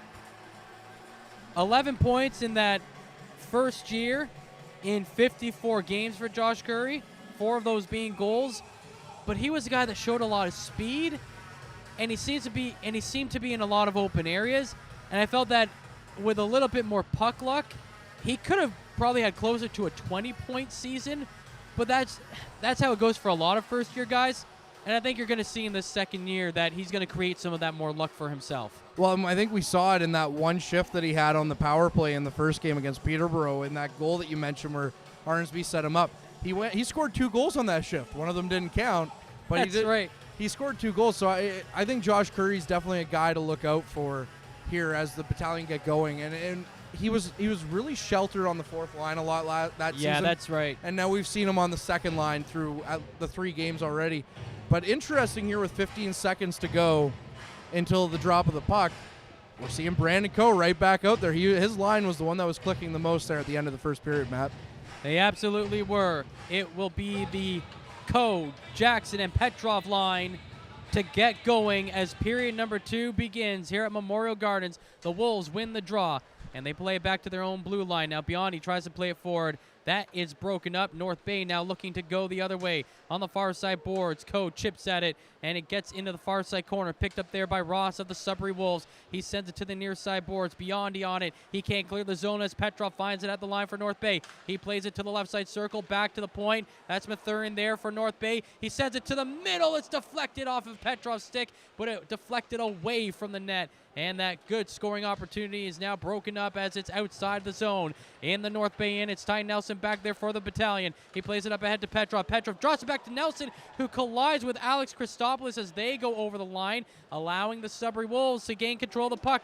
40 seconds into the opening period. Here comes Ross down the ice for the Wolves. He fires it. That's deflected, and North Bay get a chance to clear. It's turned over at the line. Goyek coming back in. Down the left wing side into the corner. He dishes it off. It's played there by Konyan. He plays it back to the point to Thompson. He fires it into the near side corner. That is broken up down the half boards. North Bay looking to get control. It's at the line. Thompson keeps it in for Sudbury. Fires it around behind the net. A minute 15 into period number 2. It's a 1-0 Sudbury lead as they now have it in the far side corner. That is Konyan again. Coming down the half wing. Sends it around the behind the net. Played back there by the Wolves in control again. To the point, that's Thompson for Sudbury. He fires it off a skate into the corner. Nelson picks it up for North Bay, and they will get it clear. Something to look out for. They're just getting off now. That shift for Petrov, Nelson, and Mathurin. Mathurin's still out there, but for Petrov and Nelson lasted a minute and 40 seconds. Not like I said, Mathurin's still out there. He's been out there for almost 2 minutes to start this period. And Wakely with the puck behind his own blue line. He gets knocked over. The puck is in amongst some sticks, or in some skates, and it's flipped up by a stick into the Sudbury bench. And that's where we will have a stoppage of play. 18:05 to go in period number 1. Check that, period number 2. It's a 1-0 lead for the Sudbury Wolves. A little bit of a stoppage here. They're changing the face-off dots from the offside zone to the battalion defensive zone on the far side. Joe Verbedik's glove side in the second period. It is McCallum to take it against Wakely. And McCallum wins it back. The shot comes in from Anania. That's wide of the net. Into the corner. A couple of players trying to find the puck. Down to the blue line. It's out of the zone. Shot right back in by the Wolves. Played around the end boards by Verbedik to the near side to Simon Rose. Simon Rose can't get it clear. It's back on the half boards. Nick Sema trying to help him out. A couple of guys being held against the boards. It's found by Asadorian. The shot comes in. Save made by Joe Verbedik, gloving that one down. Joe Verbedik, again, what more can we say? He's been a really calming presence in this game for the North Bay Battalion. He isn't scrambling around like he was in that first period against the Peterborough Petes, but of course, for those final 40, we've talked about it before. He's really calmed things down. Didn't play the next night in the Sioux, that was DiVincentis, but Joe back in net here on this Thanksgiving Monday. 2:25 into the second period, 1-0 Sudbury lead. The Wolves win the draw back to the blue line, but they couldn't hold the line, and now the Battalion find it in the neutral zone. They've got numbers the other way. Petrov to the middle, go! And on the one-timer, he cannot bury it. Now the Wolves go back the other way. It's McCallum down the right wing. That pass to the middle is broken up by the Battalion, and they go the other way on the counterattack. It's outwater shot off the shoulder of Weeks, up in the air, and it goes into the far side corner. Coe out there for the Battalion. He finds it, plays it back to the point for Paul Christopoulos, whose shot goes off a stick high over the glass and out of play. 2:55 in, 1-0 Sudbury lead in the second. Well, I'm going to gush about Joe Verbedik, so I got to gush about Weeks in net for the Sudbury Wolves netminder. What a save against Brandon Coe. Basically a 2-on-1 for Petrov and Coe. Petrov, who's usually shoot first, ask questions later, dishes nice little pass over to Brandon Coe, and Brandon Coe just met the pads of Mitchell Weeks as he spread out to stop or to take away any openings for Coe. 4 goals and 1 assist so far for Matvei Petrov through his first 2 OHL games. Play inside the Sudbury zone off the draw. The Battalion looking to control it. They play it to the blue line. Paul Christopoulos kicks it forward to keep it in, but then off the boards, it just gets past his glove, and it's out to the neutral zone. It's controlled there by DeGrazia. He skates over the puck, over the blue line, and then it followed him in, and it's touched back there, and that will be an offside call against the Sudbury Wolves. So far, just about 3.5 in, and both teams really trying to find their legs a little bit here as I don't know, they opened it up a little bit on that run and gun back and forth, but other than that, it's been hard. They've been hard pressed to really set anything up in the neutral zone. Musty with it. Over the blue line, into the North Bay end. Played across to the far side to Delic. In behind the net to Musty. Musty gets knocked down behind the net by Paul Christopoulos of the battalion. The puck goes to the half boards. Controlled there by the Wolves. They play it back into the corner. Musty throws his hips out and knocks down Christopoulos. Musty gains control of the puck. Sends it down the point to Ross. Ross shot comes in. Save made. The rebound turned aside. North Bay had the puck just inside their own blue line, and they will clear it down the ice. It touches the stick of Potaluch, and the battalion will let the Wolves gain control in their own end as the battalion gains some numbers back out on the ice. On the forecheck here, the battalion have the puck. They play it to the far side corner. It's Arnsby who gets it now down the half boards. Arnsby takes a hard hit. He falls, gets back up, finds the puck, and plays it in behind to Christopoulos. Centering the shot, scores on the backhand. It's Josh Curry. It was hard work on the half boards by Arsby just to keep the play alive. In behind the net to Christopoulos, back out in front to Curry, his second of the season, and North Bay have tied this game at 1. Now, I'm not saying, Derek, that was because we had Arnsby and Curry in the first intermission on the front line, but I'm saying that's because we had Arnsby and Curry on the front line during the first intermission. I sure think that gives a little extra oomph to them that they knew they were on the front line. And that is exactly what we talked about, was hard work from Arnsby and Curry that set up that goal, and they're joined on that line by Alex Christopoulos. Great work. Tied at 1, 4:20 into period number 2, and the North Bay Battalion, I believe, are being penalized here off the draw. They were going into the zone. Looks like it's the Wolves being penalized. That makes more sense. Rebo will go to the box. And the North Bay Battalion will get their second power play of the game here. North Bay looking for a bit more opportunity here on this power play. As I believe they gave it up right away when they had it the last time around. But we'll see how the special teams work here in the second period for the battalion. Right off the draw, it's sent down the ice into the North Bay zone. Verbetic out of his net to play it along his goal line, and he'll leave it there for Ty Nelson.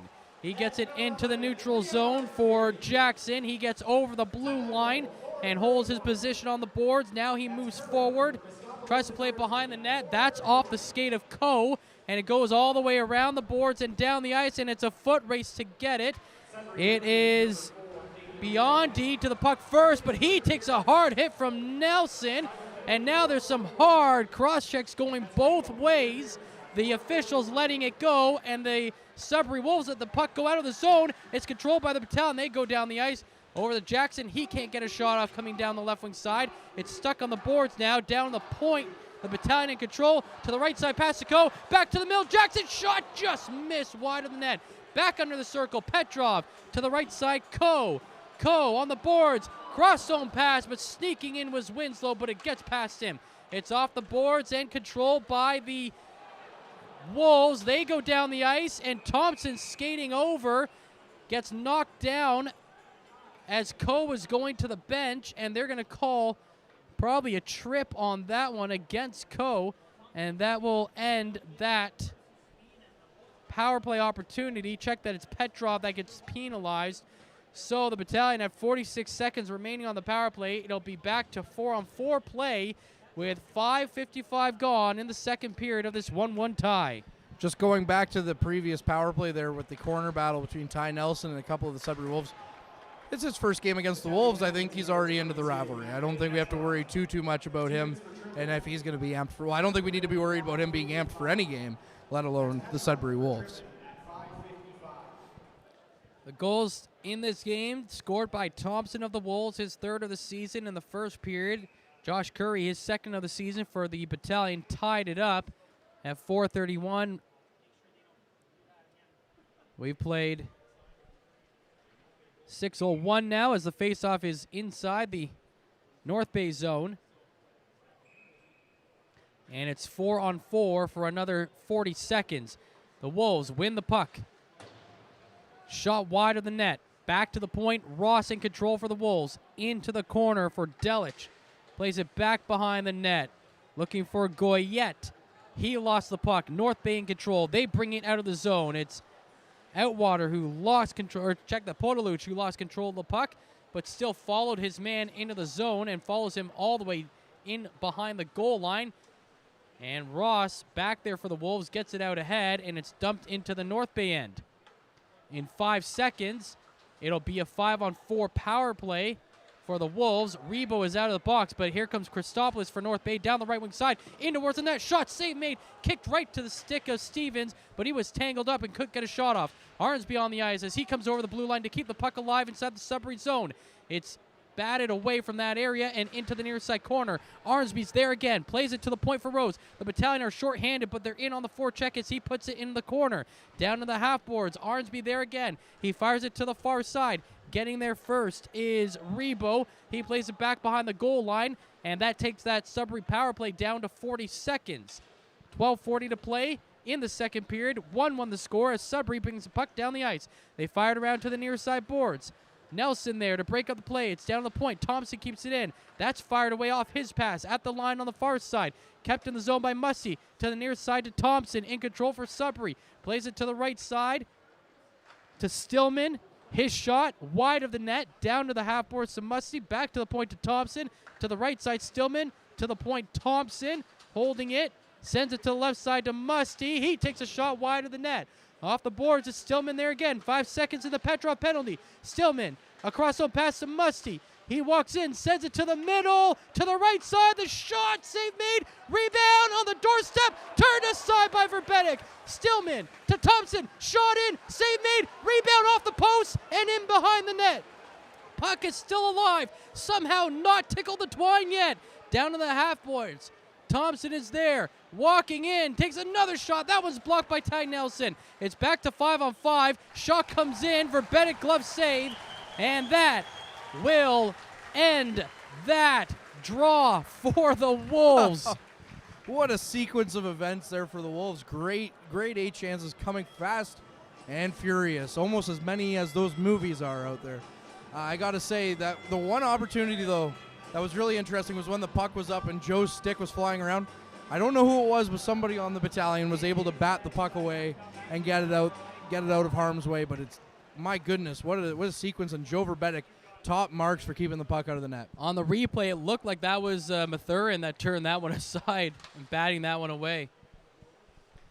11:25 to play in the second period, and miraculously, it's still 1-1 Yeah. after that sequence of events. Man, the Sudbury Wolves thought they had a 2-1 lead 3, 4, 5 times there. Too many to count. Today's word of the day on the broadcast, miraculous. 11 minutes to play now in the second period as the Wolves bring the puck down the ice. Larmond in the middle trying to get it to the stick of Smith. He goes to the half boards, now into the corner. He fires it around to the far side.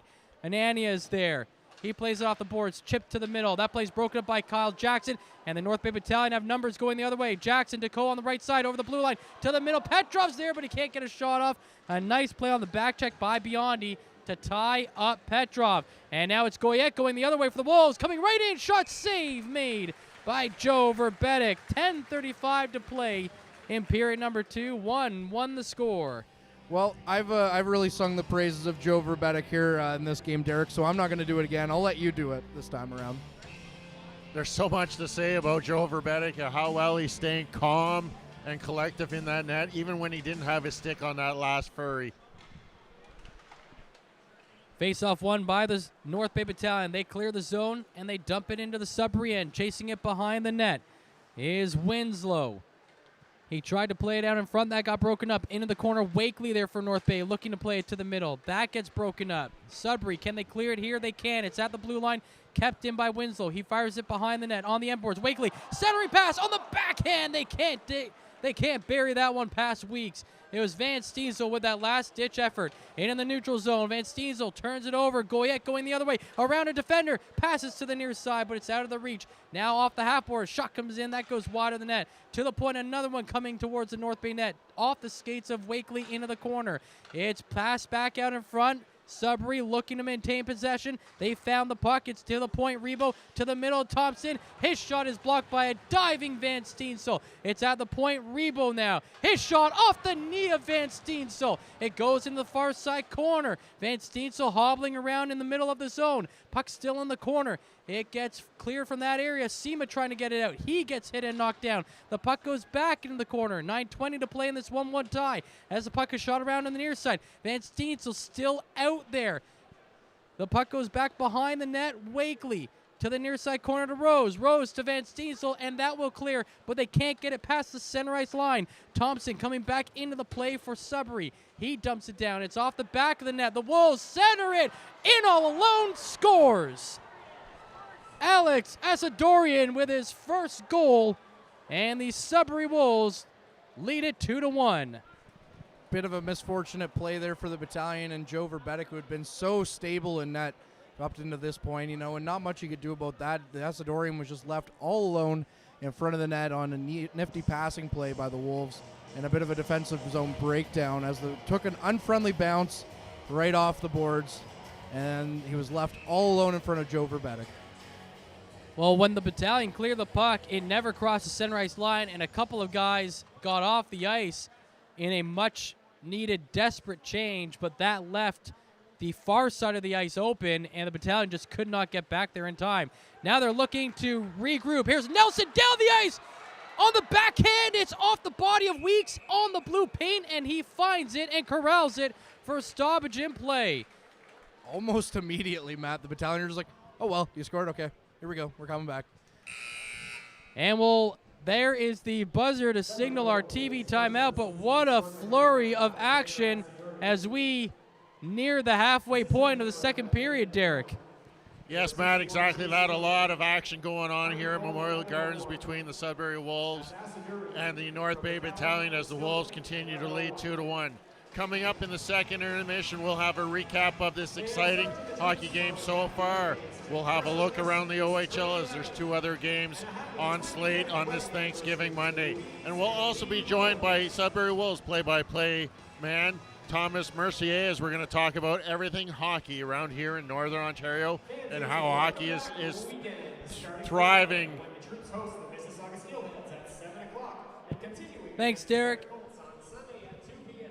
2-1 the score for the Sudbury Wolves as we get set to reset here in the second period. And Courtney, the Battalion, like you said, almost answered back. They went down by a goal, and Christopoulos and Ty Nelson almost made it 2-2 less than 5 seconds later.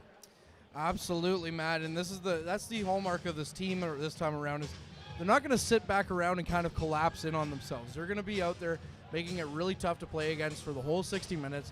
We saw that Thursday, and we're seeing that so far in this game. They didn't just, oh man, they scored and then have to take some time to regroup. One thing I want to say before we get back to the action, though, if you are listening at home on YouTube, the comment section is turned on. So if you want to send us a message or comment on the game, feel free.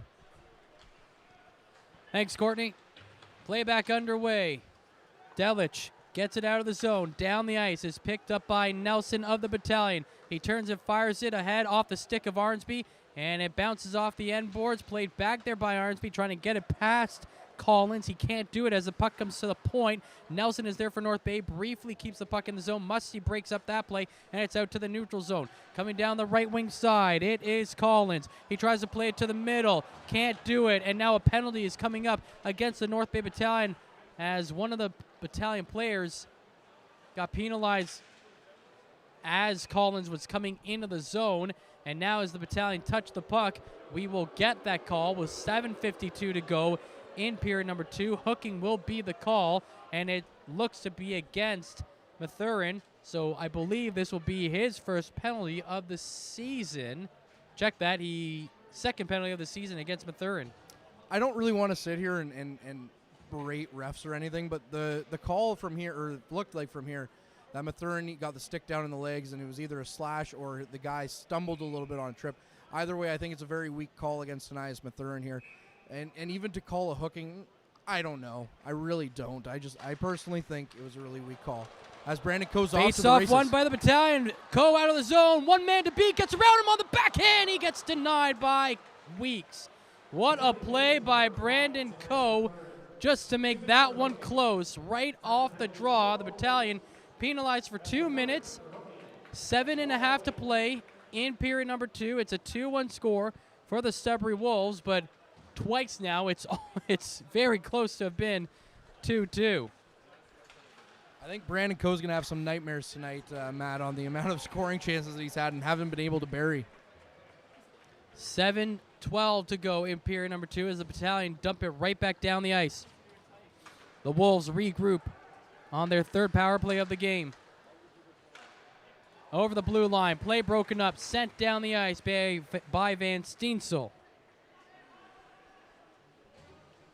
Check that. This is their fourth power play opportunity of the game. 0 for 3 so far. Into the neutral zone. The Wolves can't get anything going. The Battalion break up another passing play and send it down the ice. 6:40 to play in the second period. 2-1 the score for the Wolves. They break out of their own zone again. Anania on the right side. Coming into the zone is Konyan. Konyan plays it to the left side to Delic at the line. Now up to the circle. Plays it across the right side. Down to the point. Holding it back there. Anania. He takes a shot that's blocked. In the slot, the Battalion have time, and it's Liam Arnsby who just very calmly sends it right down the ice again.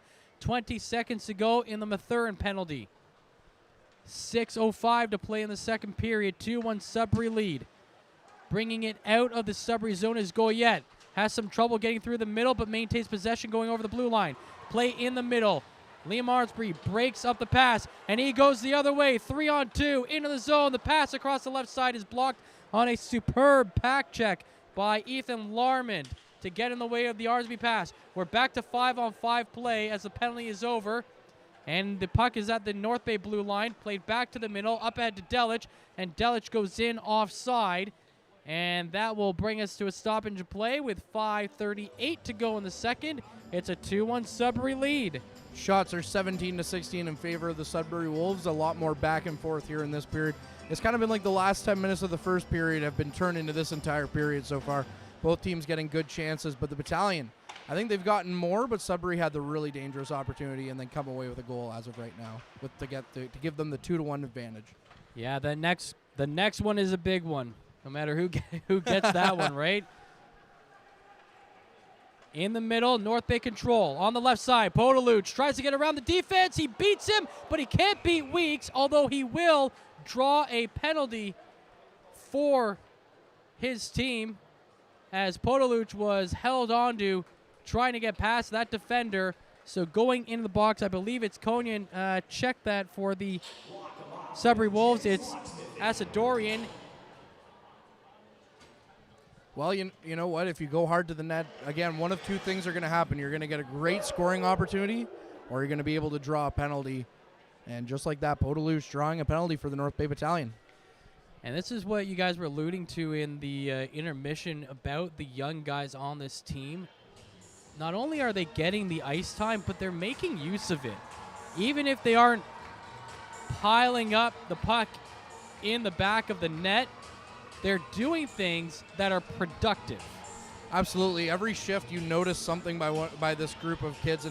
And if you remember our home opener, normally you get like 3 or 4 or 5, rookies that'll come out and they will barely touch the far face-off dot. No, there was like almost all the way to our side were rookies this year and only a few returning players because of how strange things happened with no season being played last year. North Bay 0 for 2 so far on their power play opportunities. Their third one of the game happening right now as they get it towards the net on the far side post. Arnsby can't bury it for the Battalion. The puck comes to the point. They can't keep it in. Over skating, that one was Petrov, and now it's down the ice. It's a 2-on-1 for Sudbury. Beautiful back check play by Ty Nelson to get the puck going the other way. Arnsby now over the blue line, drops it back to Jackson. Jackson shot off the shoulder of Weeks, and it goes to the far side corner. It's Jackson there again. Played to the near side to Coe.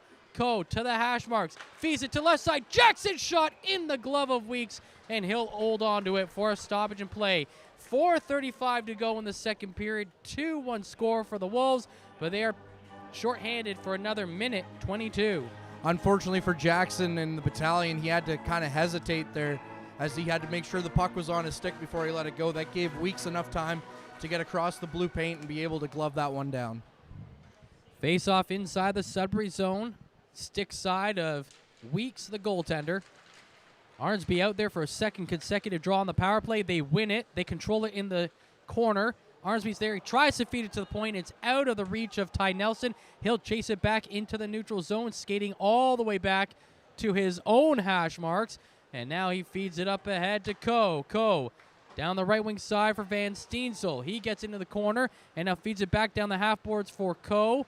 Coe tried to play it to the point. He gets it there to Winslow.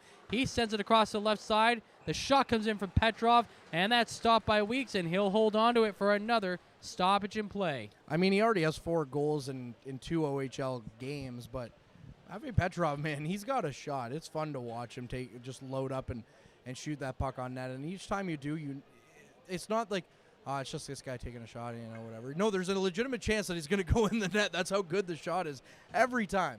He's got a wicked release, that's for sure. 4:03 to go in the period. 45 seconds to go in the North Bay power play. Their third of the game. It's a 2-1 Sudbury lead. North Bay in control off the draw. Rose down to the point to Winslow. To the right side to Wakely. Wakely to the goal line off the end boards. They try to bounce it out in front. That did not work. The Wolves get to the puck and they clear the zone. 30 seconds to go on the man advantage for the battalion as Winslow has it all the way behind his own net to our broadcast left. The Sudbury Wolves up 2-1, but the battalion up by a man on the ice as Wakely brings it back down. Over the middle, through the D, gets to Weeks, but it just trickles off the end of his stick, and Weeks easily covers that one up with 16 seconds to go in the power play for the battalion. 2-1 Sudbury lead. I really want to highlight the player that is Dolan Wakely because he's had a sneaky good game for the North Bay Battalion here tonight. He's made 2 passes that have led to great scoring chances between Simon Rose and for the life of me cannot remember the second one right now, but there was one. And also he's mixed it up with the body in the first period, trying to throw a guy down that was in front of Joe Verbetic. And now coming in with the power play rush, just not getting the puck in the back of the net yet. The battalion can't win the draw. The Wolves clear it, and going down the ice is DeGrazia. He goes to the half boards, and he's being checked over there by Christopoulos. That will dislodge him of the puck, and the North Bay Battalion control it. They get through the neutral zone, back into the Sudbury, and Podaluch on the puck into the corner as the power play expires for the North Bay Battalion, but they do have control behind the net. Looking to dig it out of that area. The Sudbury Wolves come away with it. Do they clear it? They can off the skate. And now it's Delich for the Wolves down the left wing side. Over the blue line to the middle. The shot goes wide of the net. Back behind the net. Back out in front. Backhand. Save made by Joe Verbetic. 2:45 to play in period number 2. It's a 2-1 Sudbury lead. Got to talk about the reaction time of Big Joe in net there because his head was... He didn't know where that puck was coming from. He was able to get over and slide. He slid across the net really quick, and then he just happened to look, and it would be like a jump scare in a horror movie. Oh, my goodness, there it is. And he was able to glove it down. I got to say, what a goaltender the North Bay Battalion have on their hands. Face-off won by the Wolves in the middle of the zone. Mussey's shot goes wide of the net. And then off that play, the net bounces into Verbetic. Knocked loose and knocked Verbetic down, and he is slowly regaining his composure and slowly getting up there. And oh man, that's not what you want to see, right? No, some tense moments for the North Bay 7th man here at Memorial Gardens, seeing Joe on the ice for a little bit, but he's gotten back up. It looks like he's going to be okay to continue this game, at least for the time being. But hopefully it doesn't impact his movement too much. It was his blocker side that did take the brunt of whatever collision there was with the net. So hopefully Joe's good to go. 2:37 to play in the second period. Sudbury up 2-1. North Bay win the face-off. They try a stretch pass all the way down the ice. It gets blocked in the neutral zone by the Wolves, but it's turned over again at the North Bay blue line, and they play it forward. Coming down the left wing is Petrov. He takes a shot. That goes high. Off the boards and out of the zone. It is picked up in the neutral zone by Mathurin for the Battalion. He dumps it down. Played behind the net by Weeks into his own corner. It's flipped up out to the neutral zone. Musty over the blue line to Stillman. Back to Musty on the left side. His shot goes high, off the glass, and out of play with 2:04 to go in the second period. 2-1 Sudbury maintaining that lead since the 11:01 mark of the second period. Derek, we'll bring you back in now. I just got to say, this is Ty Nelson's third game of his OHL career, and he's a dangerous defenseman for the Battalion, Derek. He looks exactly as he came advertised. Offensive threat, wanting to join the rush, but not take things too hard on the defensive zone, and likes to throw his body around. North Bay off the draw. They get it to the neutral zone. Curry's got some room coming down the left wing side. Josh Curry fires it wide. He had Alex Christopoulos on his right side, but they didn't go for the pass. They went for the shot instead, and it just missed. And then after the shot, Arnsby runs into Goyette. He delivers a hard hit. It goes back the other way. Verbetic covers it up for a stoppage in play, but a good rush there by this second line for the North Bay Battalion. If it wasn't obvious in his rookie season, I think the North Bay Battalion faithful have a soft spot for Liam Arnsby, especially even more so now that he's the captain of the team. But my goodness, he plays the game exactly how fans of the Battalion like it being played. Face off inside the North Bay zone. It's won by the Battalion. They drop it back to the end boards, and it's flipped out to the neutral zone. Rose trying to find Christopoulos, couldn't get it to him, and it's the Sudbury Wolves back in control. They dump it down the ice. It's picked up by Rose at his goal line for the Battalion. He plays it to the corner to Winslow, feeds it down the boards to Christopoulos. He sends it out to the neutral zone. Play is broken up back there by Peyton Robinson, and it goes in behind the net, played out by Ross. Tassadorian up ahead to McCallum over the blue line. The Wolves in control inside the North Bay zone with 1:10 to play. They play it along the end boards, now into the corner. Down the half boards, it's Sema there for North Bay. He turns it over. It gets turned back over. North Bay in control. Wakely going over the blue line. He takes a hard hit from Rebo, who runs him down at the blue line. And Rebo throws his gloves down, looking to pick a fight with Van Steensel, but Van Steensel was nowhere near him. Van Steensel must have said something now as the referees get in between them on the boards. The whistles are blown, but Rebo ran down Wakely, I believe, and then after the play, Van Steensel must have said something. Rebo threw the gloves down, ready to fight, but Van Steensel was about, 7-8 feet away, but yet Van Steensel and Rebo are going to be penalized anyway. Just looking at the replay here, Van Steensel did come in after the hit against Wakely, and he shoved him, Rebo, there right at the end of the replay that they were showing. Shoved him, and I don't think Rebo liked it too much. And it was something along the lines of, hey, you know what, that wolf that you have at the Sudbury Community Arena is a little bit old there. And Rebo said, no, we're going to fight over this. That's not cool. You don't talk bad about our wolf, but just a little bit of a interesting thing, because like you said, Van Steensel was doing his part with the social distancing away from Rebo, and Rebo said, no, to heck with that. Let's go. Van Steensel wanted nothing to do with him. So with 49 seconds remaining in the period, the Sudbury Wolves up 2-1, and waiting to sort out exactly what the players in the box will be penalized for.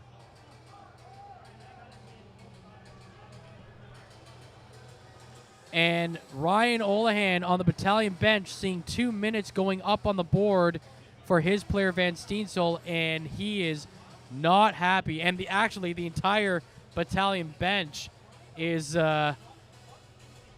getting pretty vocal about this call here. Well, let's bring in Derek here to explain things how he saw it. To me personally, I'm interested to see why Van Steensel even is getting 2 minutes, because he was, like I said, social distancing, staying away from Rebo, other than coming in to say a few words right away. Well, it's tough to say exactly what he's going to be penalized for. After the hit Rebo did on Wakely, Van Steensel did make a gesture towards Rebo like he was going to go after him and confront him over the hit. Rebo didn't like that too much, dropped his gloves, and looks like Van Steensel's going to just pick up 2 minutes probably for unsportsmanlike and refusal to drop the gloves. So it's offsetting, and it's 4-on-4 play now. This is the second time we've had 4-on-4 play in this game now with 2 offsetting minor penalties. 37 seconds to go in the second period. 2-1 the score for the Sudbury Wolves. They get the shot towards Verbetic, and that is deflected away into the corner. Puck on the half boards inside the North Bay zone. Coe flips it back towards his own net. Mathurin is there. He plays it back to the corner for Coe. Behind the net, Coe has some time. He sends it out to the blue line. Mathurin is there. They've got time to go down the ice. It's a number. It's going in. Jackson feeds it through the zone to Mathurin, but it's off his stick and over the glass and out of play. Well, Coe was quarterbacking that entire thing from behind his own net, and it almost worked. 6.2 seconds remaining in the period. What a time that would have been for Tanias Mathurin to get his first ever OHL goal. My goodness, going into the intermission, that would have been it would have been tough for Sudbury to kind of come back and handle here to start the third period. 6 seconds remaining. Face off inside the Sudbury zone. Arnsby wins the draw, takes a shot wide of the net. It goes back to the point, and that is where the second period is going to come to an end. The Sudbury Wolves will head to the locker room after 40 minutes with the lead 2-1. There will be a minute 11 remaining on the 2 minor penalties to Rebo and Van Steensel when the third period commences. But the North Bay Battalion played a very good, hard-nosed, tough second period there. Had some scoring opportunities, Derek. Weren't able to bury any of them. But despite that, they're down by just a goal. That's right, Matt. That's right, Matt. The score continues to be 2-1 Sudbury Wolves after 2 periods of play. A lot has to be said about the goaltending on both sides. Weeks for Sudbury and Verbetic for the Battalion kept both teams involved. Scoring opened up in the second period as Josh Curry, with his second of the season, tied things up at the 4:31 mark. Picking up assists were Alex Christopoulos and Liam Arnsby. Before Sudbury Wolves went ahead by Alex Asadorian with his first of his OHL career at 11:01. Picking up assists were Landon McCollum and Chase Stillman with his second of the game. Courtney, what else is happening around the OHL today? Well, at the end of the second period, the Ottawa 67s have turned it around with 3 goals in the second period to go up 4-2 against the Oshawa Generals. Shots are 18-16 in favor of the 67s. The 67s are 1 for 2 on the power play. Generals are 1 for 1. In the West, 2 teams that we will not see this year, London and Windsor. London holds a 2-1 advantage at the end of the second period there. London's 1 for 3 on the power play. Windsor's 0 for 3. And shots on goal are 23-21 in favor of the Windsor Spitfires. So, Derek, it's been a bit of a interesting second period. You just went through the stats yourself. Just a bit of an interesting time. Also, just want to highlight next weekend, if you do want to come to the Battalion game or you want to listen to us, we won't be upset with that at all. It's 2-for-1 pricing for both games on Friday and Sunday here at Memorial Gardens. Remember, full capacity, which is a great thing here back in the OHL. Things are back to full capacity around the league. And Derek, just interesting period by the 2 teams, and we're going to have a special guest here as well momentarily. Yeah, just getting ready as Thomas Mercier. He'll join us shortly. But exactly that. What an interesting period. Went both ways. A lot of excitement. 2 good goaltenders. We've seen some amazing saves by both Mitchell Weeks and Joe Verbetic. What more can we say about Joe Verbetic? It's pretty tough to say anything more about Joe Verbetic at this point. I mean, Joe Verbetic is playing like the goalie the Battalion always knew that they had. Adam Dennis has been very high on him since day one. He was the first goaltender taken in the OHL draft the year that he was drafted. He had a great career with the Don Mills Flyers before coming up to Powassan. Played a really solid year with the Powassan Voodoos. Unfortunately, losing out to the Hearst Lumberjacks in the Eastern Finals in a 4-game sweep, although that was the closest 4-game sweep I've ever seen because each game either went to overtime or was decided by 1 goal. But and then Joe coming up having a bit of a tough start to his OHL career, and then coming in and just having a bit of a tough start to his OHL career, but then finally putting it all together as we're just trying to get Thomas here set up in the booth. And we'll see. Thomas, can you hear us? Is everything good? Well, I'm standing right in front of you, so I can't hear you. Can you hear me just fine? No, we can't. Maybe we'll just have to give you a microphone at this point, but we'll just have to play that game. We'll figure that one out later. So we'll just have you and Derek share a microphone if that works for everything. And we're trying to learn things on the fly here, guys. We're all broadcasting people. We're not tech guys. Our tech guy, Ben Long's not here. Thomas, give us a rundown of the Sudbury Wolves this year. What can we expect from them? Well, they're definitely a much younger team, guys. And first of all, great to be back here with you. Good to see you all Good to here see you in the too. rink. I should say it's been a while since I've seen you guys and been on this broadcast. But yeah, this Wolves team's looking a lot younger, a lot smaller. Obviously losing a few key pieces, of course, Quentin Byfield, by far the most notable one, Isaac Phillips as well. But they do get Jack Thompson back. Chase Stillman is back with the Wolves. This team's looking very good so far. Again, covering Friday and Saturday's game. Team is very relentless. Back-to-back games where they scored 6 goals. Mitchell Weeks has improved since his rookie season just a couple of years ago. He's on a new diet. He's looked a lot bigger, a lot stronger, looking very dynamic. I mean, he's playing very well here this evening. And looking at these rookies, getting my first taste of David Goyette, Quentin Musty as well. These kids love to shoot the puck. It's very evident. Very, very offensive heavy, and on the back end, I mean, guys, Jack Thompson has been unbelievable. I mean, that Tampa Bay camp has been outstanding. This team's looking very promising. Mind you, it is early on, but they look very good so far. I've been really impressed with the offense from the back end. Was that talked about amongst whether it was the front office or the coaching staff going into the season, thinking that the blue line was going to be plus on the offensive side this year with more of the veterans returning on that back end? Well, that seemed to be the case going into camp. Obviously losing a few key defenders this year, guys. Obviously getting a few returnees, and of course, Jack Thompson being the most notable. Liam Ross getting him back is very important. But again, a very young blue line. They got new guys like Nolan Collins. They do get Nathan Rybow back, and also getting Andre Ananania. And I think nobody really expected the defense to step up in the offensive spot this much. It's been very noticeable so far that the defense has been playing the offense this year. And I mean, you look back to the home opener, Ross with 2 goals, Thompson picking up his 3rd here this afternoon. He's the top player in the league right now. He's been absolutely outstanding. The blue line still has a little bit of work to do when it comes to helping out your goaltender. It's been a bit of a work in progress. Again, we're only 3 games in, so there's still a lot more games to work on it. But again, this back end, very young, but got a bit of size to them. Obviously, you got guys like Jack Thompson that like to play on the puck a lot.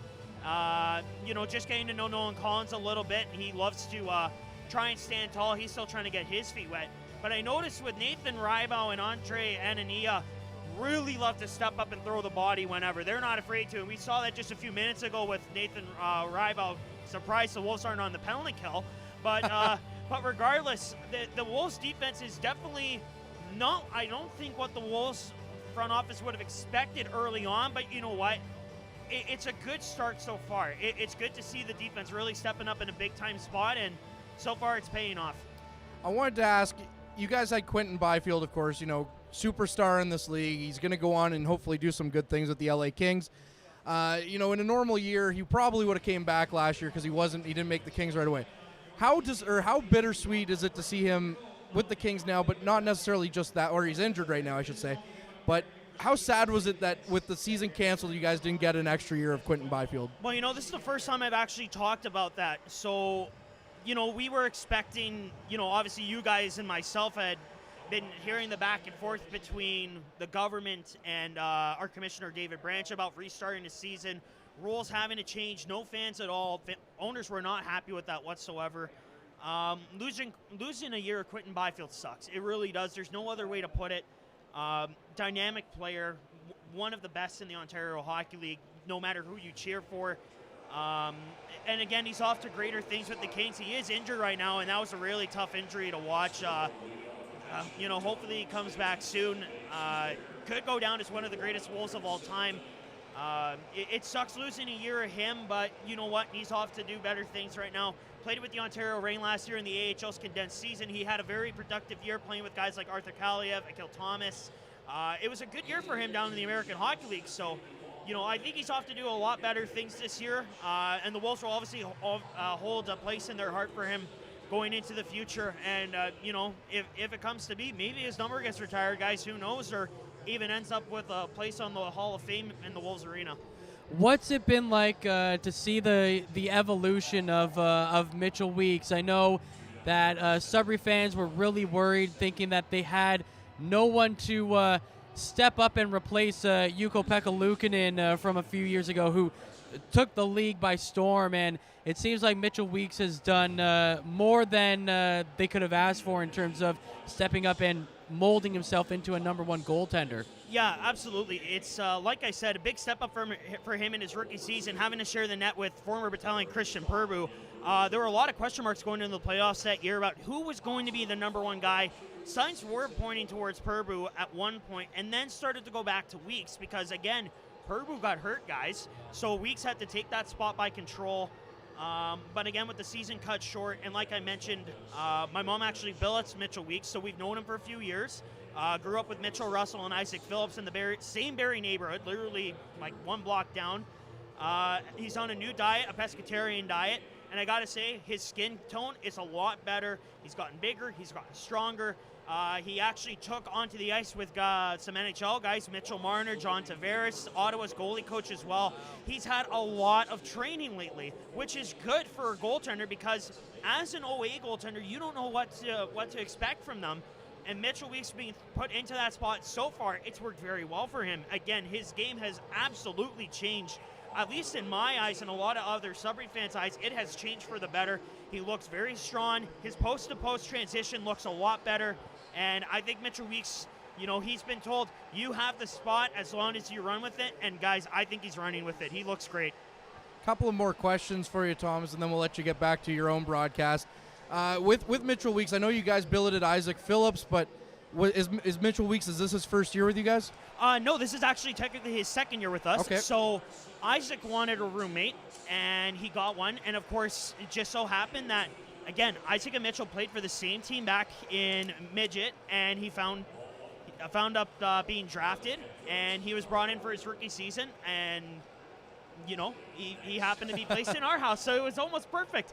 This is our second year with Mitchell. Great young man. His family's actually in attendance tonight. This family is absolutely incredible. We've gotten to know them over the last couple of years. We visited them a couple times this summer in Barrie. It's just great people to be around. Expand your hockey family. It's great to have those connections as well, especially with the Phillips family. Isaac's father, Curtis, a police officer, and his mother's a dispatcher. And Isaac's going into the AHL/NHL. Mitchell, of course, went to the Arizona camp a couple years ago, so he got some NHL experience too. Just great kids, and it's a great experience for anyone that wants to build it in the future. It's great to have these kids in your home. You get a different aspect of the game, and having a goaltender in your house, you get pretty nervous. I gotta say, it's pretty nerve-wracking having a goaltender in your house because you worry about what might happen. But no, having Mitchell's great, guys. I love the kid to death. He's been great for this team since they drafted him, and I think the future is very bright for him. All right, last one I got for you. We have a first overall pick in our lineup, actually two, in Ty Nelson and Matvei Petrov. You guys have one as well, another Quinton. I always make the joke, you guys love your Quintons over in Sudbury. But give us a quick rundown on Quinton Musty, and we'll let you go.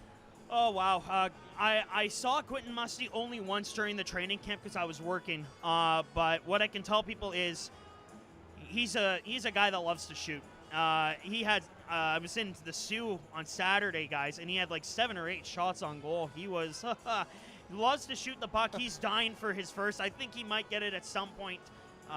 Very dynamic on the puck. Loves to make moves. Discipline skills needs a little bit of tweaking. He's taken a few costly penalties. He avoided an injury scare actually on Saturday, so a bit of a lucky break there. But Q's a nice kid. Talked to him a little bit from upstate New York.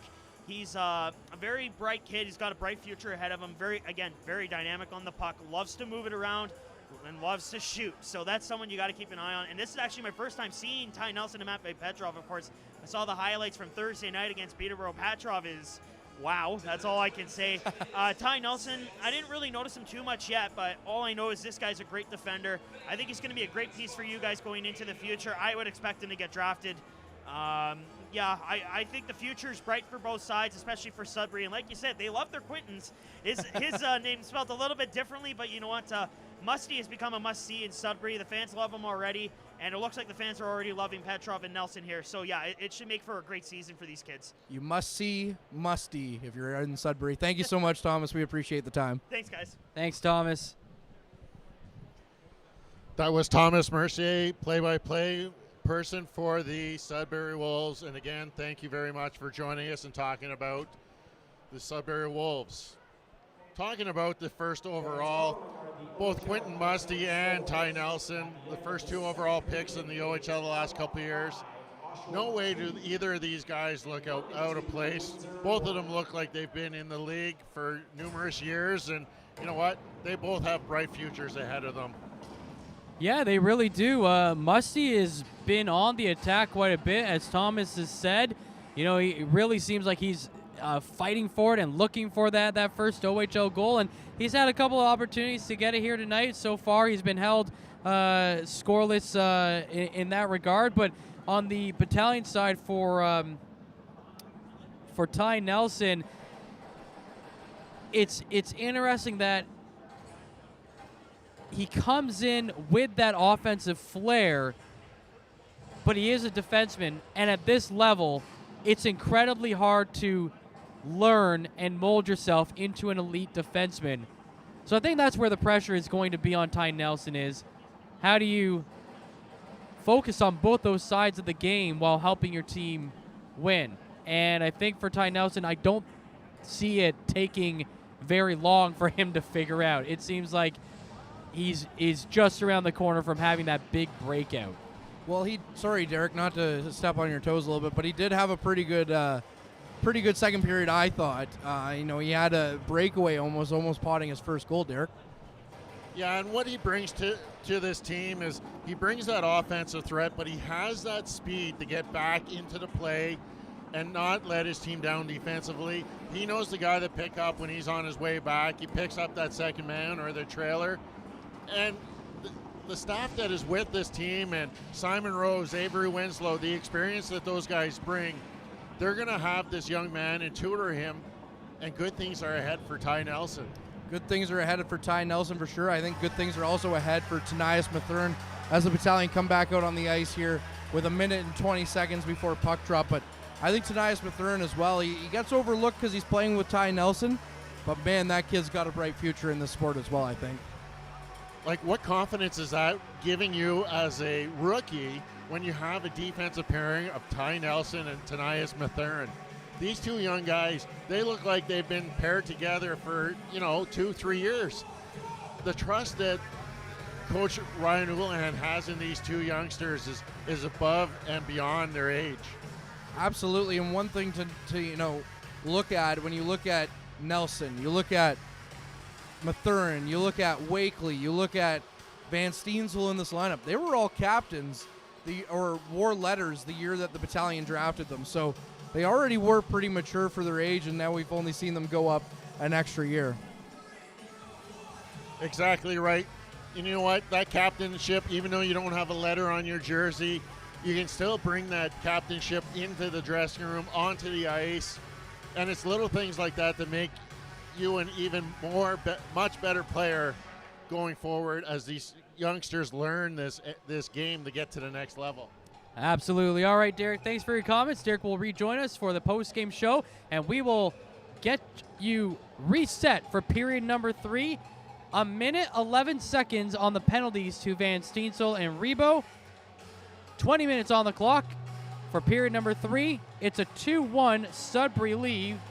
The battalion have not had a lead going into the third period in either of their games so far this season, and they don't have one here. Tied against Peterborough, trailed against the Sioux. And as period number 3 begins, North Bay looking to even things up. They've got control of the puck behind the Sudbury net. Mathern dishes it out to the point to Coe. Coe to the right side to Nelson. Nelson fires it wide, banks off the boards, in behind the net. The battalion can't hold it back there. Liam Ross got in to break up the play for the Wolves, but now it's to the near side boards, and Petrov is there trying to free that puck away from those bodies. It goes in the corner. Ross is there for the Wolves. He'll carry it behind the net and hold it.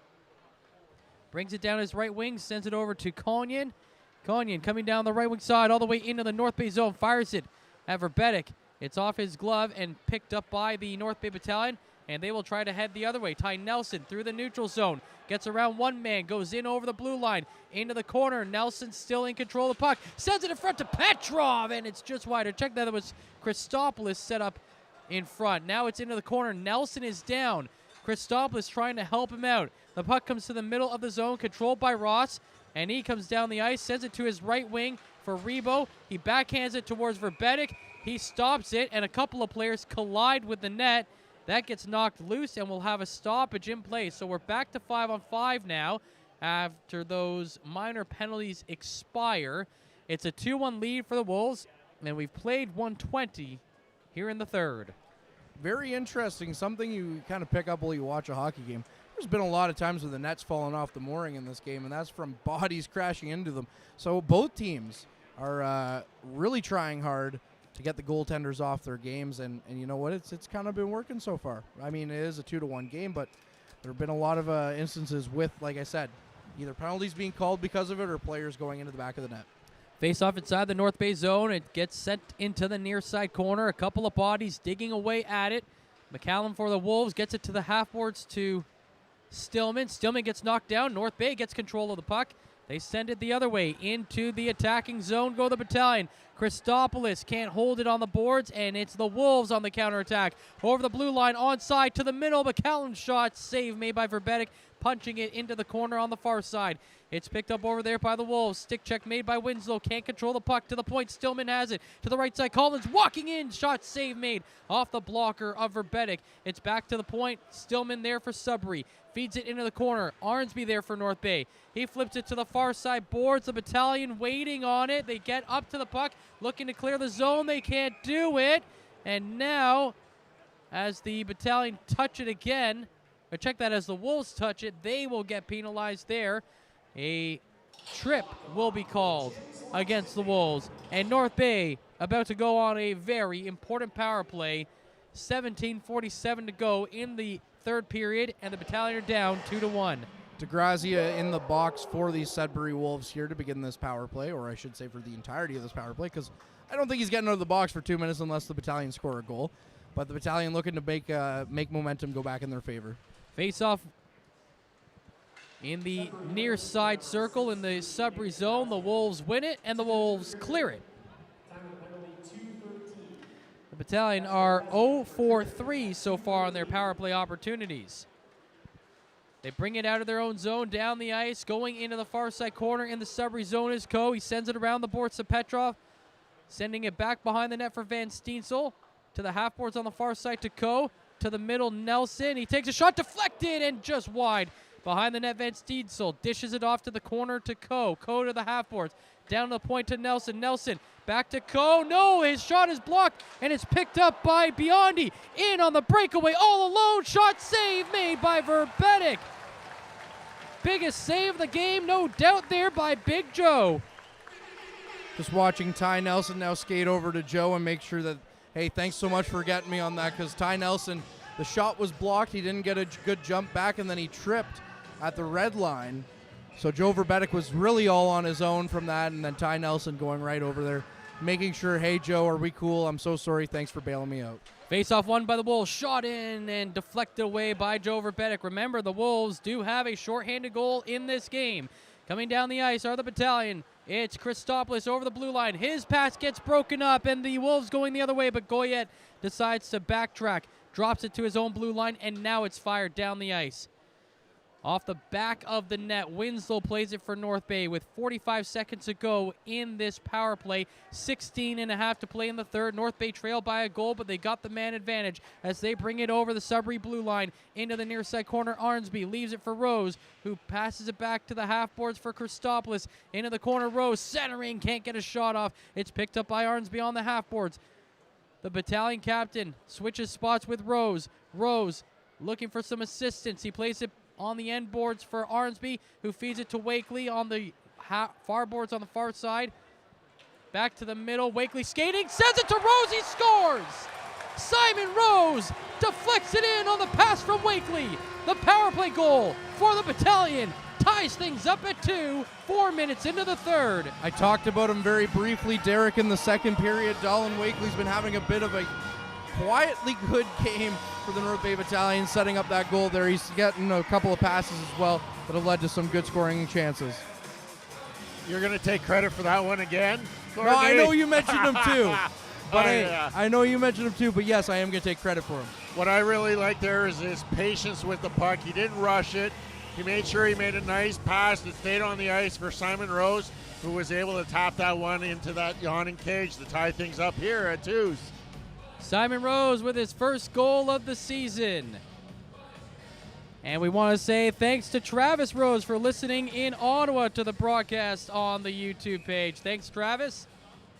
Simon Rose, first goal of the season, ties things up at 2 with 4 minutes gone in the third period. And it's a power play goal. So that mistake for the Sudbury Wolves looms large there, with Nick DeGrazia in the box for tripping. And now the Sudbury Wolves looking to go on the counterattack. Big save made by Joe Verbetic as a nice passing play was set up in front of the North Bay net. Back down the point. Collins with a shot. Save made by Joe Verbetic as he gloves that one down. 4.5 into the third. We're tied at 2. Well, one of the few times that I was in this building during the pandemic was to come in and get my vaccination. And of course, the building had a lot of a different feel with the chairs and the concrete and everything. This building is back alive with the 7th man here for the North Bay Battalion. They came out and supported them strongly on Thursday's game against the Peterborough Petes, but getting back into it here, and of course, what better way to do it than been a rivalry game? North Bay chasing the puck down the ice. Brandon Coe coming in. Cannot get around the defense. It's touched by Nathan Rebo, and the whistle goes down, and it will be interference called against the Sudbury Wolves with the veteran Jack Thompson going into the box. Another costly penalty against the Sudbury Wolves. Well, you heard Thomas in the intermission talk about Jack Thompson and how much he means to the Sudbury Wolves, and he's taking a penalty there. It's going to be interesting. He's a big penalty killer on this team as well as a big driving offensive proponent for the defense. Shot off the face-off save made by Weeks. And the Sudbury Wolves clear. 15-15 to go in period number 3. North Bay, Sudbury tied at 2. The Battalion with their 5th power play opportunity of the game. They are 1 for 4 on the man advantage. Simon Rose just scoring minutes ago to tie the game on the power play, and now North Bay looking for some more. It's inside the Sudbury zone on the far side corner. Down to the point, Winslow. Across to Petrov. Going to the top of the circle. Feeds it through the slot. It's broken up and out of the zone. Winslow will chase for North Bay. An interesting change here for Ryan Houlihan's power play is Ty Nelson usually up there quarterbacking that first unit, but he's not anymore after the miscue in the first one. Jackson over the blue line, lost it, and it's sent down the ice by the Wolves. Verbetic out of his net to play it. He's got Stillman coming around, and he gets it away from Stillman quickly as he passed it up ahead, and now the North Bay Battalion break out of the zone. Petrov over the line to Jackson, back in front of the net to Petrov, but he goes behind the net as he had it on his offhand. He placed it into the corner on the far side now. Down to the point to Nelson. Nelson sends it to the left side circle to Petrov. Back to Nelson at the line. Big slap shot off his stick and off the top of the glass behind the net.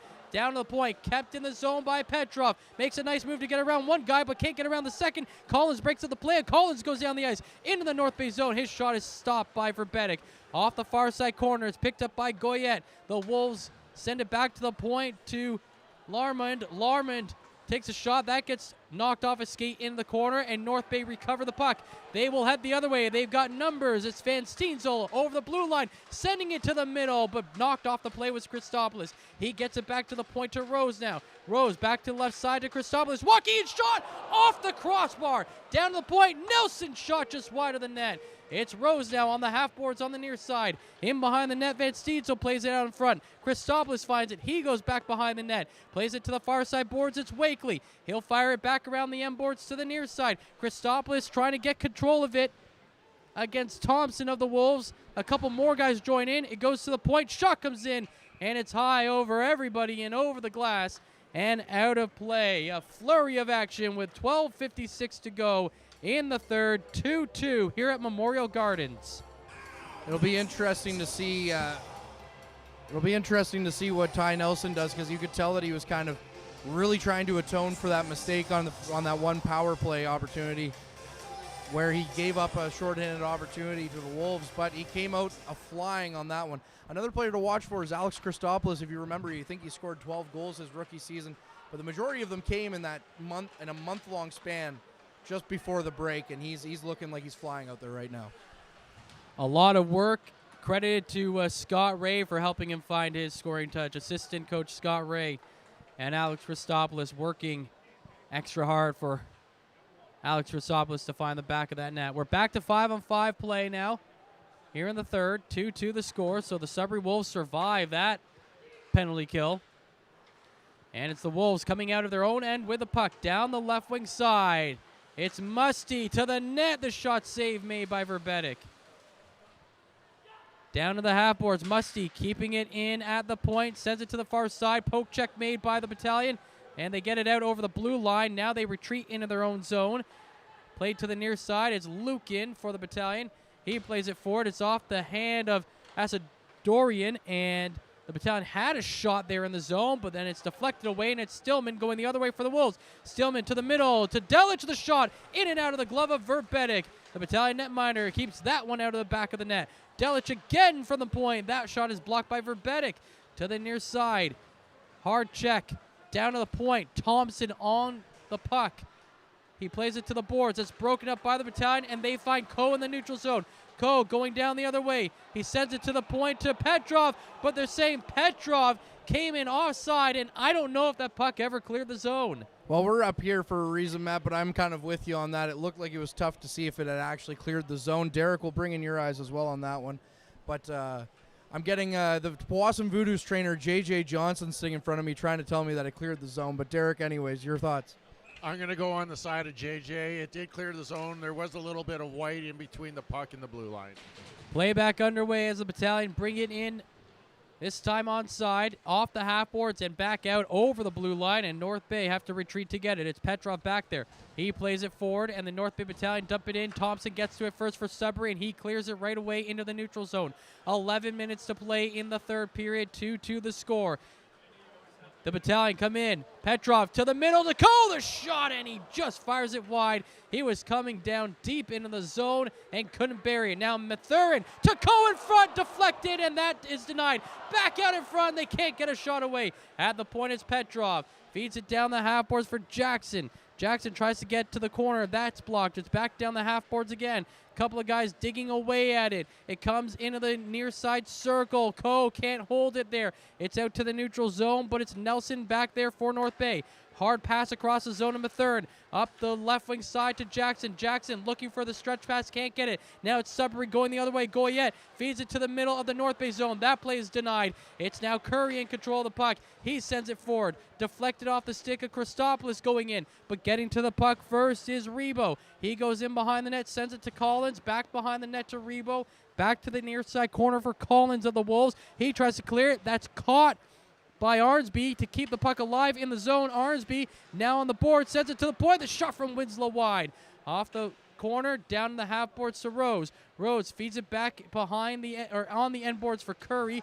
Curry can't hold it there, so Arnsby comes in and throws a hit, but the puck comes loose and it's sent down the ice. Rose chasing the puck, plays it back, but it's picked up by the Wolves. The shot in, save made by Joe Verbetic. North Bay looking to go on the counterattack. They can't complete the pass. Chasing it is Christopoulos, and they're going to call icing against the North Bay Battalion. We've reached the halfway mark. It's 2-2 in the third. Derek. Yes, coming up at the end of the game, we'll have a recap of tonight's contest, currently sitting at 2-2. We'll take a look, one last look at around the league on this Thanksgiving Monday, as there's two other games going on. And we'll take a look ahead at what's ahead this week for the North Bay Battalion, as they've got games coming up on next Friday and Sunday at home. Friday the 15th and Sunday the 17th, they'll be back in action here at Memorial Gardens. And what more can be said than we're in for an exciting finish, as this game is currently tied 2-2 with just under 10 minutes left here. And that was Derek Lindemann with what may be his last hit ever on the Frontline podcast after he disagreed with me earlier. Thanks for that, Derek. No, I'm just kidding. You're an invaluable member of this organization, and that's why I pay you the big bucks. Thanks there, Courtney. And I just want to say what a time-saving save that was on Joe Verbetic on that goal, on that breakaway, that on the power play. And you know what? That's going to be a moment that we're going to come back and look upon at the end of the game recap. Absolutely, that was a timely save, as you said, and we talked about it in the pregame about how tightly these two teams have played each other over the last couple of years. Overall, Sudbury 15-12, 4-0 against North Bay, while the Battalion have a 16-13, 2-0 record against the Wolves. And once again, it's coming right down to the wire. Although some of those games in Sudbury were over pretty quickly in the 2018 or check that, the 2019-2020 season. I remember calling some of those games at the Sudbury Community Arena, and after 20 minutes, the Battalion were down by 7 goals, and Yep. yeah, so we don't talk about those days. On the record, the series has been close, but some of the games have been a little lopsided. North Bay off the draw, get the puck down the ice, chasing it is Coe into the zone. He goes into the corner to find the puck, and he flips it over to Van Steensel on the end boards with 9 minutes to play in the third period. 2-2 the score as the puck is still stuck back there. They dig it away from that area, and the Wolves get it out of the zone. In the neutral zone, it's Paul Christopoulos on it on the far side boards. He tries a pass. That gets broken up, and now going the other way is DeGrazia. He gets stopped at the line. The puck back into the neutral zone. It is played on the near side boards by Musty. He's trying to get around 1, 2, 3 North Bay players and almost does it. But at the last second, he gets held up at the blue line and just dumps it in. Now North Bay looking to clear it, but they can't. Delich blocks it. It goes to the point to Stillman. Stillman tries to get close to the net. He's knocked off the puck, and now it's the other way. Leading the charge down the left wing side, it's Sema behind the net for North Bay. He can't get a pass out in front, and it's back to the half boards for Stillman. Stillman looking for a pass, taking too long as Podaluch came in and knocked him off the puck. They get it to the far side. It's sent down the ice, and chasing it back there for the Battalion was Lukin. He gets there, and he sends it around the near side boards, and it comes out of the zone and into the Sudbury end, and is picked up back there by Ross.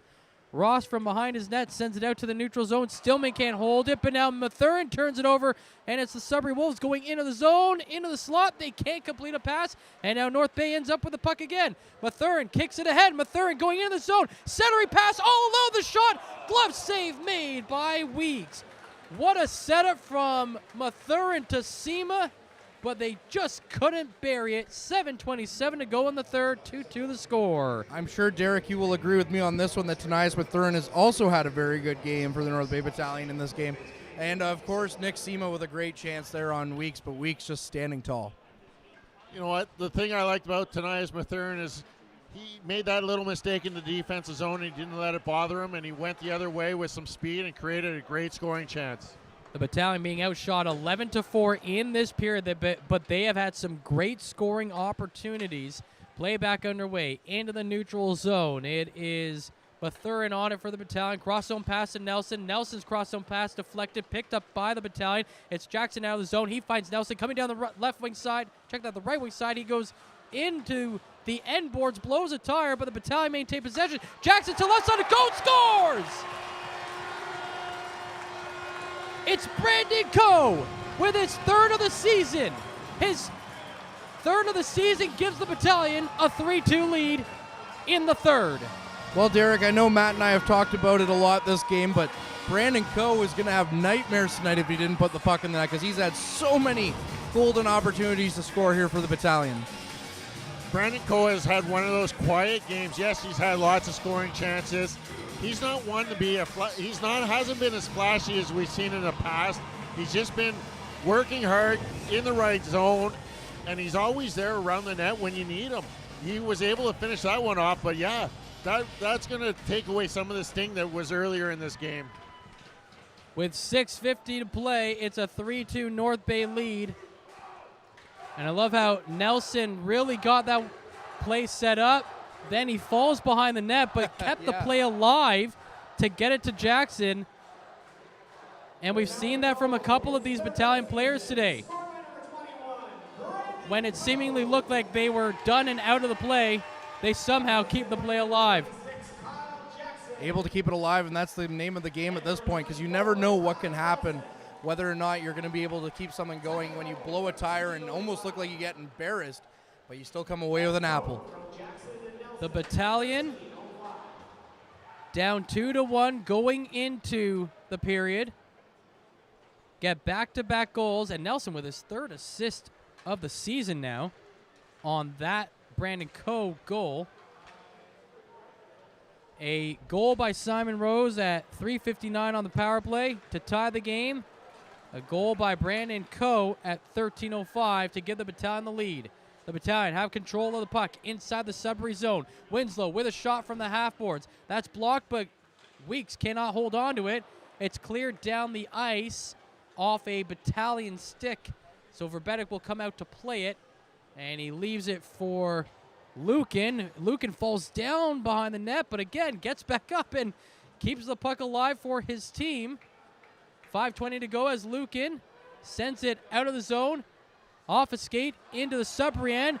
Hard hit, turnover, Sema forces it in on the backhand, and it's denied by Weeks. Back out in front, Wakely's there, but he cannot beat Weeks for a second straight time. 5:09 to play in period number 3.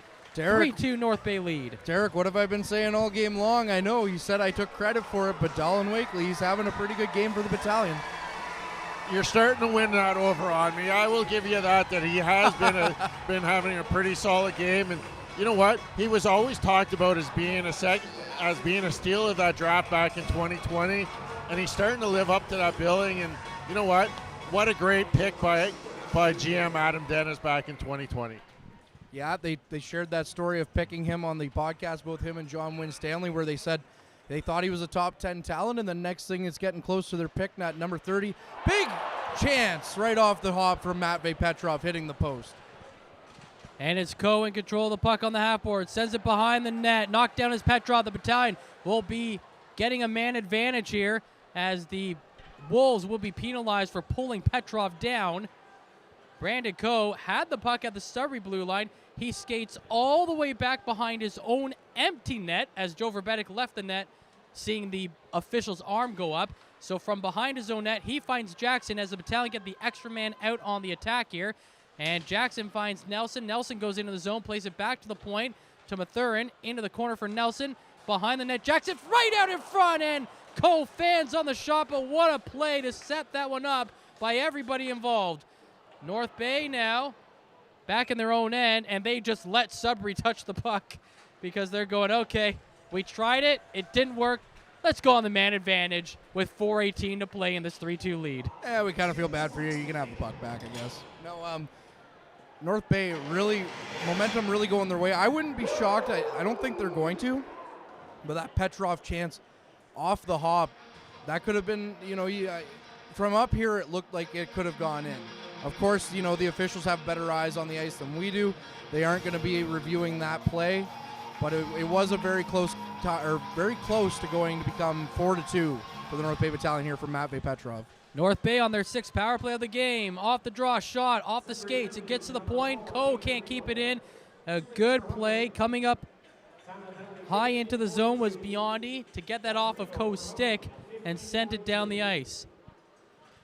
The Wolves down by a goal and down by a man with 4 minutes to play in the third. Here comes Coe into the zone. Gets it across the zone to Jackson. Jackson to the point to Winslow. Winslow sneaking in on the left side. Now up to the top of the circle. He turns back, sends it to the point to Petrov. Petrov gets around a defender, goes to the left side hash marks.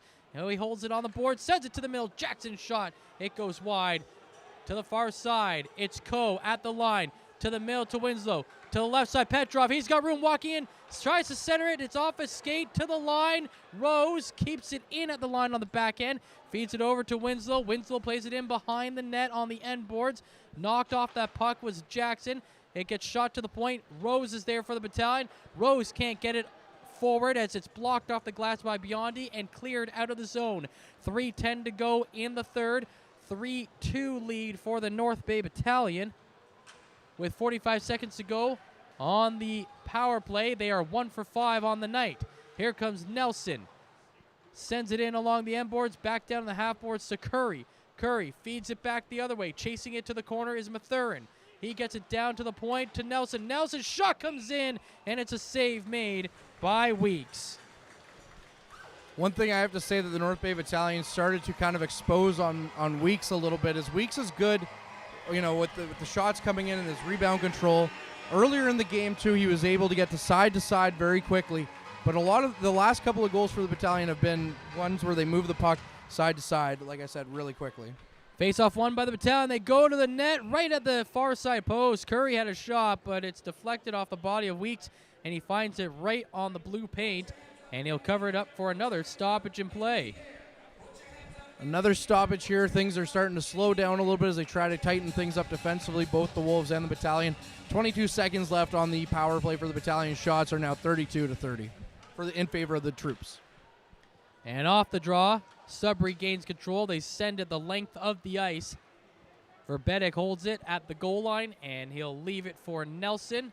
Nelson comes around from behind the net, heads over the blue line, drops it back to Arnsby. Arnsby skates forward, coming down the right wing side, going into the corner, centering the shot, save made, rebound denied as well. It's Arnsby picking up the puck at the blue line. Arnsby sends it forward, looking for Curry, but that's blocked, and now it's flipped ahead, down the ice. Stillman cannot get it. He would have had a clear breakaway, but he could not corral the puck. The puck stays inside the North Bay zone. Hard hit on the far side as Arnsby collides with Asadorian, and then the puck is flipped up. Looks like it hit the scoreboard, and it comes back down. So they blow the whistle for a stoppage in play. 1:56 to go in the third. It's a 3-2 North Bay lead, and now we'll have our eyes.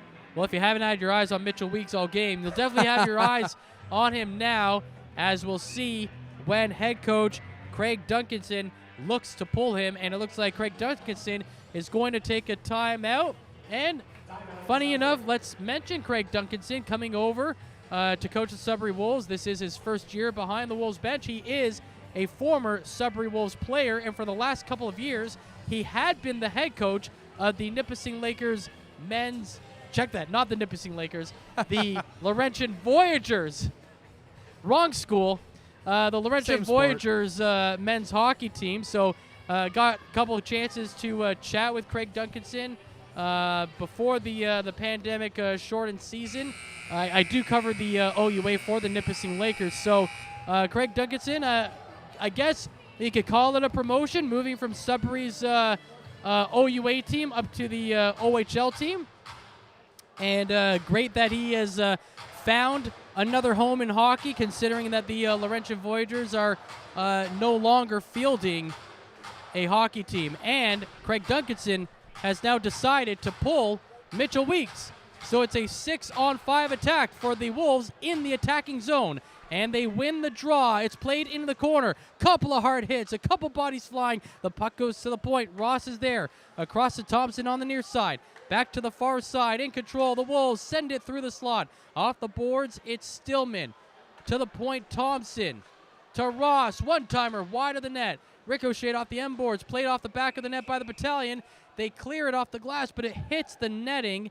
And so they will blow the play down with 1:34 to play in this 3-2 North Bay lead here at Memorial Gardens.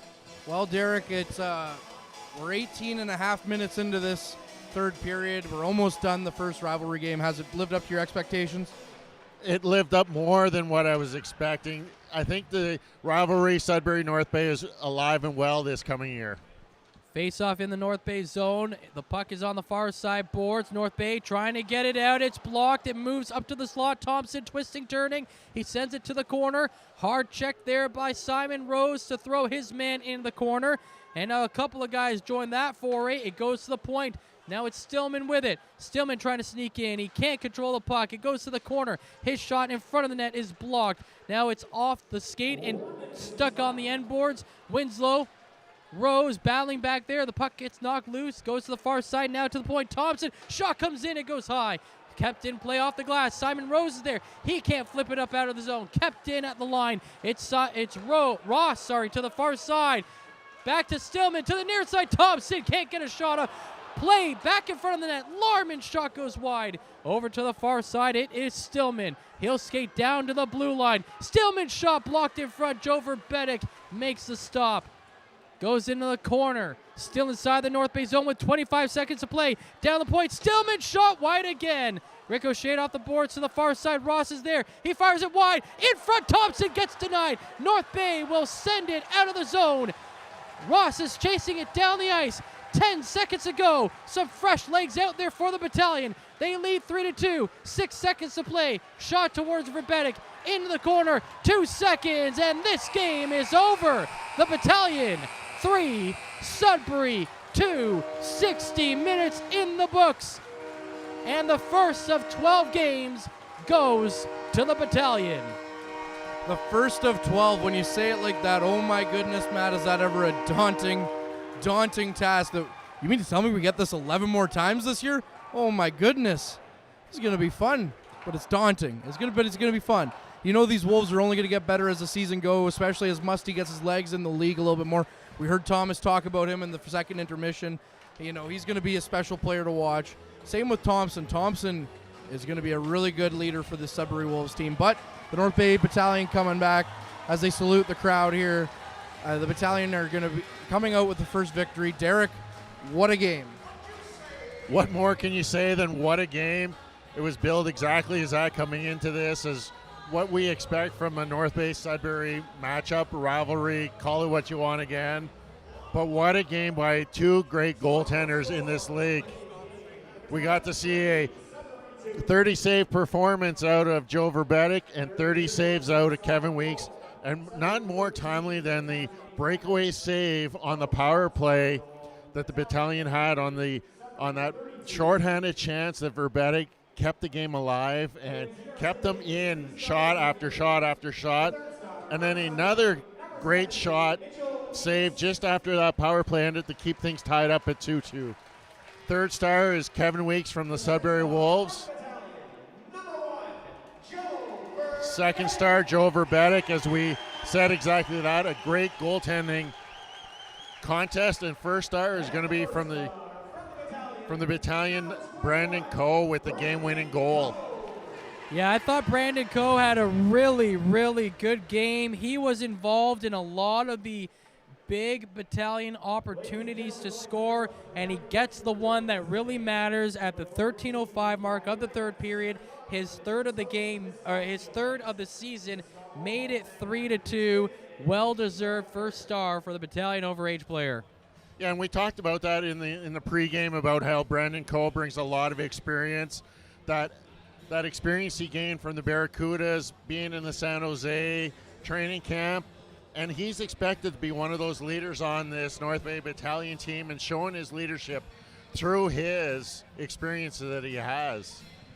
Absolutely, and I think that Joe Verbetic had a standout game as well. That shorthanded goal was a tough one to give up early on in that first period, but from that point forward, I mean, he had a spectacular game. What did he end up with? 30 saves against the Sudbury Wolves. Yes, he let another goal in the second period, but I thought that was a well-earned goal. And I mean, sometimes, good goalies are going to get beat. They're not always going to be perfect, but I thought Joe Verbetic, man, that's one of those head-turning games. I mean, I think the Montreal Canadiens are going to find out down the road that they have a steal of a draft pick with picking Joe Verbetic. I mean, he was solid.